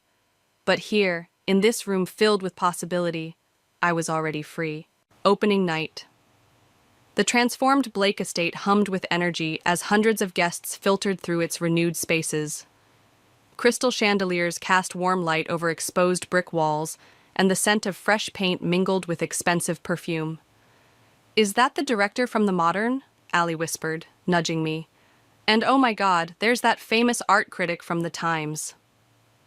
I smoothed down my black dress, designer, purchased with restoration money. Focus, Allie. Any sign of the Blakes? Not yet, but... She stopped mid-sentence. Scratch that. Eleanor just walked in, and she brought reinforcements. Eleanor swept through the front door like an avenging angel, Cora and Emerson flanking her. She wore funeral black, as if mourning her former home. Cora's baby bump was visible under her tight red dress. Deep breath. Francisco appeared at my elbow, champagne in hand. Remember, this is your night. I watched Eleanor's face as she took in the changes. Gone were her precious antique wallpapers and stuffy portraits. In their place, clean gallery walls displayed my work, a journey of destruction and rebirth told through art. Ladies and gentlemen, Francisco's voice carried across the crowd. If I could have your attention, please. It's time for our artist to say a few words. The room quieted. I stepped onto the small platform we'd set up, feeling hundreds of eyes on me. Eleanor's glare could have frozen hell. Thank you all for coming tonight, I began. This house has a long history of tradition. For generations, it stood as a symbol of legacy and inheritance. Today, it begins a new chapter. I gestured to the walls around us. Each piece you see tells a story of transformation, of taking something broken and making it not just whole again, but better. Different. True. The crowd murmured appreciatively. Several critics were taking notes. And now, I continued, I'd like to unveil the centerpiece of tonight's exhibition. Two assistants pulled the black cloth from the triptych. Gasps echoed through the room. In the final panel, I'd painted what looked like thousands of shards of broken glass, each one catching and reflecting light differently, creating a kaleidoscope of color and possibility. I call it Thanksgiving Grace, I said, looking directly at Eleanor. The art critic from the Times stepped forward. The emotional depth is stunning, the progression from destruction to transcendence. Tell us, what inspired this piece? Before I could answer, Eleanor's voice cut through the crowd. I'll tell you what inspired it. Spite. Revenge. This entire spectacle is nothing but a tantrum from a woman who couldn't accept her place in our family. The room went silent. Cameras turned toward the drama unfolding. You're right, Eleanor, I said calmly. This is about not accepting my place. Because the place you tried to put me in was too small, too dark, too false. How dare you? No. My voice rang out stronger. How dare you come here and try to diminish this? Look around. Every person in this room sees the beauty I've created. Every critic, every collector, every artist. They all understand what you never could. And what's that? Cora sneered. That true legacy isn't about preserving the past. It's about transforming it into something meaningful. I gestured to the triptych. Every broken piece in these paintings came from something real. That wine glass from Thanksgiving. Those shattered frames you threw away. Even the tears I shed. They're all here, made beautiful. The Times critic was scribbling frantically. Eleanor's face had gone pale. You think you've won something here? She hissed. You've destroyed our home. No, Eleanor, I've given it purpose. I picked up a glass of champagne. To new beginnings. The crowd raised their glasses, effectively dismissing Eleanor's outburst. As conversations resumed, I watched Emerson lead his mother and sister away from the main gallery. Holy shit, Allie breathed. That was amazing. Francisco squeezed my shoulder. Look. A wealthy collector was placing a red dot next to the triptych. Sold, for more money than I'd ever seen in my life. Around the room, other red dots were appearing next to my pieces. Olive? A quiet voice behind me. I turned to find Emerson. The divorce papers are on your lawyer's desk, I said before he could speak. Signed. I know, He looked around the transformed space. I never knew you could do all this. You never looked. I turned away from him, toward a group of admirers waiting to speak with me. Goodbye, Emerson. As I moved through my gallery, my space, my creation, I felt lighter with each step. The Blakes had tried to break me, but they'd only succeeded in helping me create something extraordinary. The Times critic caught my eye and raised his glass. Behind him, through the window, I could see Eleanor's car pulling away into the night. Let her go, I thought. The house had a new story now, and this one, finally, was mine to tell. Have you seen this? Ali burst into my studio, waving her tablet. The Times review just dropped. I set down my restoration tools, carefully stepping away from the 18th century landscape I'd been working on. 1 week after the opening, and the buzz hadn't died down. Read it to me, I said, wiping my hands on my apron. In a stunning debut, artist and restoration expert Olive transforms family drama into transcendent art. The converted Blake estate now stands as a testament to rebirth, both architectural and personal. Ali looked up, grinning. It goes on like that for 3 paragraphs. My phone buzzed, Riley calling. Hold that thought. Turn on the news, Riley said without preamble. Channel 7. I grabbed the remote for the small TV I kept in the studio for background noise. The headline made my stomach drop. Prominent family faces financial scandal. Sources reveal that the Blake Investment Group has been under federal investigation for months, the reporter was saying. Eleanor Blake and her son Emerson are accused of mismanaging client funds. Oh my God. Allie's hand flew to her mouth. That's not all, Riley said through the phone. They've been using the estate as collateral for loans. If you hadn't gotten that deed when you did, the implications hit me like a physical blow. They would have lost the house anyway. Exactly. And any art or artifacts inside would have been seized as assets? On screen, footage showed Eleanor being escorted from her office building, head down, ignoring reporters' questions. Emerson was nowhere in sight. Where's Emerson? I asked Riley. Word is he's cooperating with investigators. Turned on his mother to save himself. Of course he had. Emerson had always been good at saving himself. My other line beeped, Cora's number. After a moment's hesitation, I switched calls. What do you want, Cora? Please. Her voice was thick with tears. I need your help. Why would I help you? Because I'm about to lose everything. She broke down, sobbing. The baby. I don't have anywhere to go. Francisco walked in, took one look at my face and mouthed, What's wrong? I held up a finger. Cora, I know I was horrible to you, she cut in. I was jealous. You had real talent, real passion, and I just had family money. Money that turned out to be stolen. I closed my eyes, remembering all the times she'd mocked my art, my dreams, my very existence in her perfect world. The guest house, I said finally. It's small, but it's clean. You can stay there until you figure things out. Silence on the line, then quietly, Why would you do this? Because I'm not you. I looked at my triptych hanging on the studio wall. And because sometimes broken things deserve a chance to be rebuilt. After hanging up, I filled Francisco and Ali in on everything. You're really going to help her? Ali asked incredulously. The guest house is where I used to paint, I said, running my hands over the antique frame I'd been restoring. It's where I learned who I really was, despite everything they did to break me. Maybe Cora needs that too. Francisco nodded approvingly. Speaking of rebuilding, he pulled out a newspaper clipping. The city's Historic Preservation Society wants to hire us. Apparently our work here has impressed them. My phone buzzed again. Another text from Riley.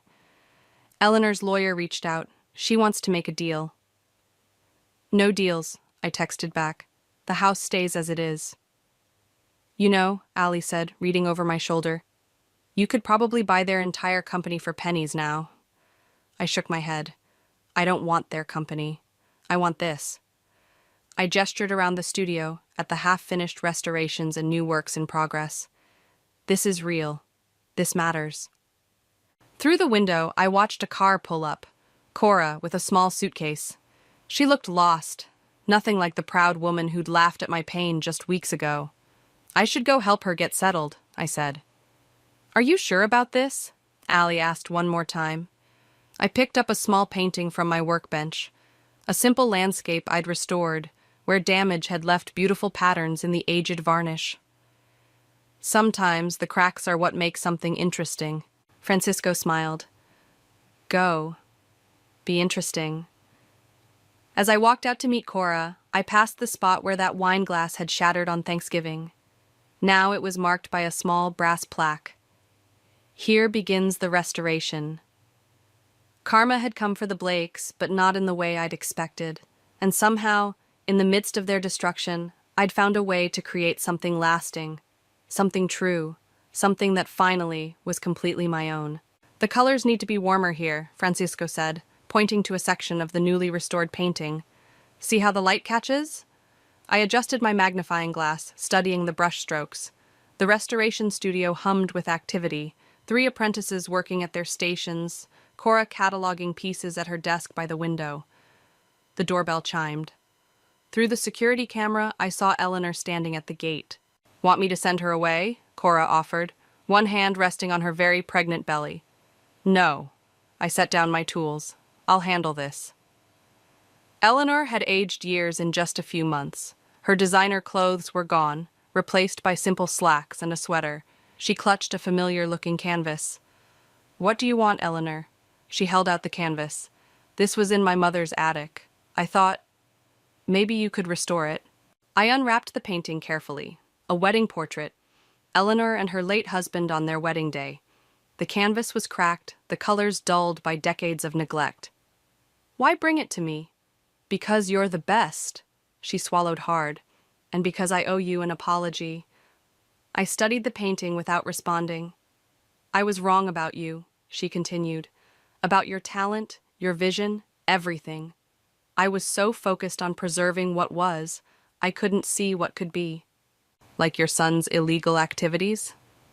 She flinched. I enabled him, protected him when I should have. She gestured at the transformed estate. You did what I never could. You made something new. Inside, I could see Cora watching us, her face unreadable. The restoration will take time, I said finally, and it won't be cheap.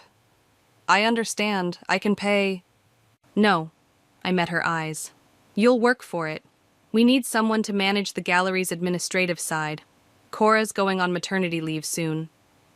Eleanor stared at me, then at the building behind me, at the brass plaque, at the elegant gallery spaces visible through the windows, at her daughter working inside.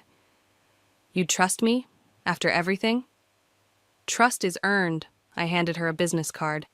Be here Monday at 9. We'll start with filing. As she turned to leave, I added, Eleanor, the painting, I'll make it beautiful again, but it won't be exactly the same. I know. She smiled sadly. Maybe that's the point. Back inside, Cora was waiting. You're really hiring her? Everyone deserves a chance to restore what's broken. I set the wedding portrait on my workbench. Even Eleanor. Even Emerson? He made his choices. I picked up my tools again. This is about making new choices. Francisco appeared with fresh coffee. Speaking of choices, the Historic Society called again. They want us to handle the restoration of the old theater downtown. Take it, I said. But first, help me with this. Together, we examined Eleanor's wedding portrait, pointing out areas that needed attention, discussing techniques. Through the window, I could see Eleanor still standing at the gate, looking up at the house she'd lost, and maybe finally seeing it for what it had become. My phone buzzed, a text from Emerson. I'm sorry for everything. I deleted it without responding. Some things weren't meant to be restored. Look at this detail, Francisco said, pointing to a tiny flower in the portrait's background. Almost invisible now, but once we bring it back, it'll change the whole composition, I finished. Exactly. He squeezed my shoulder. Just like you did. The afternoon light streamed through the windows, catching the gold leaf in my triptych, making it shimmer. Below it, new students worked on their own restorations, learning to see beauty in broken things. Cora waddled over with paperwork. The gallery bookings are full through next season, and that critic from the Times wants to do a follow-up piece. Tell him yes, I said, carefully beginning the cleaning process on Eleanor's portrait. But make sure he mentions our restoration school. That's the future. As I worked, I could feel the painting's history under my fingers. Decades of joy and pain, pride and loss, all waiting to be transformed, not erased, but renewed, made stronger by its scars, just like me. Ready to begin? Francisco asked, preparing his tools. I looked around my studio, at my students learning their craft, at Cora finding her place, at the space I'd created from the ashes of betrayal, at the legacy I was building, piece by restored piece. Yes, I said, dipping my brush in solvent. I'm ready. And as I began to work, bringing light back to Eleanor's forgotten memories, I realized that this moment, this place, this purpose, was the revenge I'd really wanted all along. Not destruction, but creation. Not endings, but beginnings. Not broken, but beautifully restored.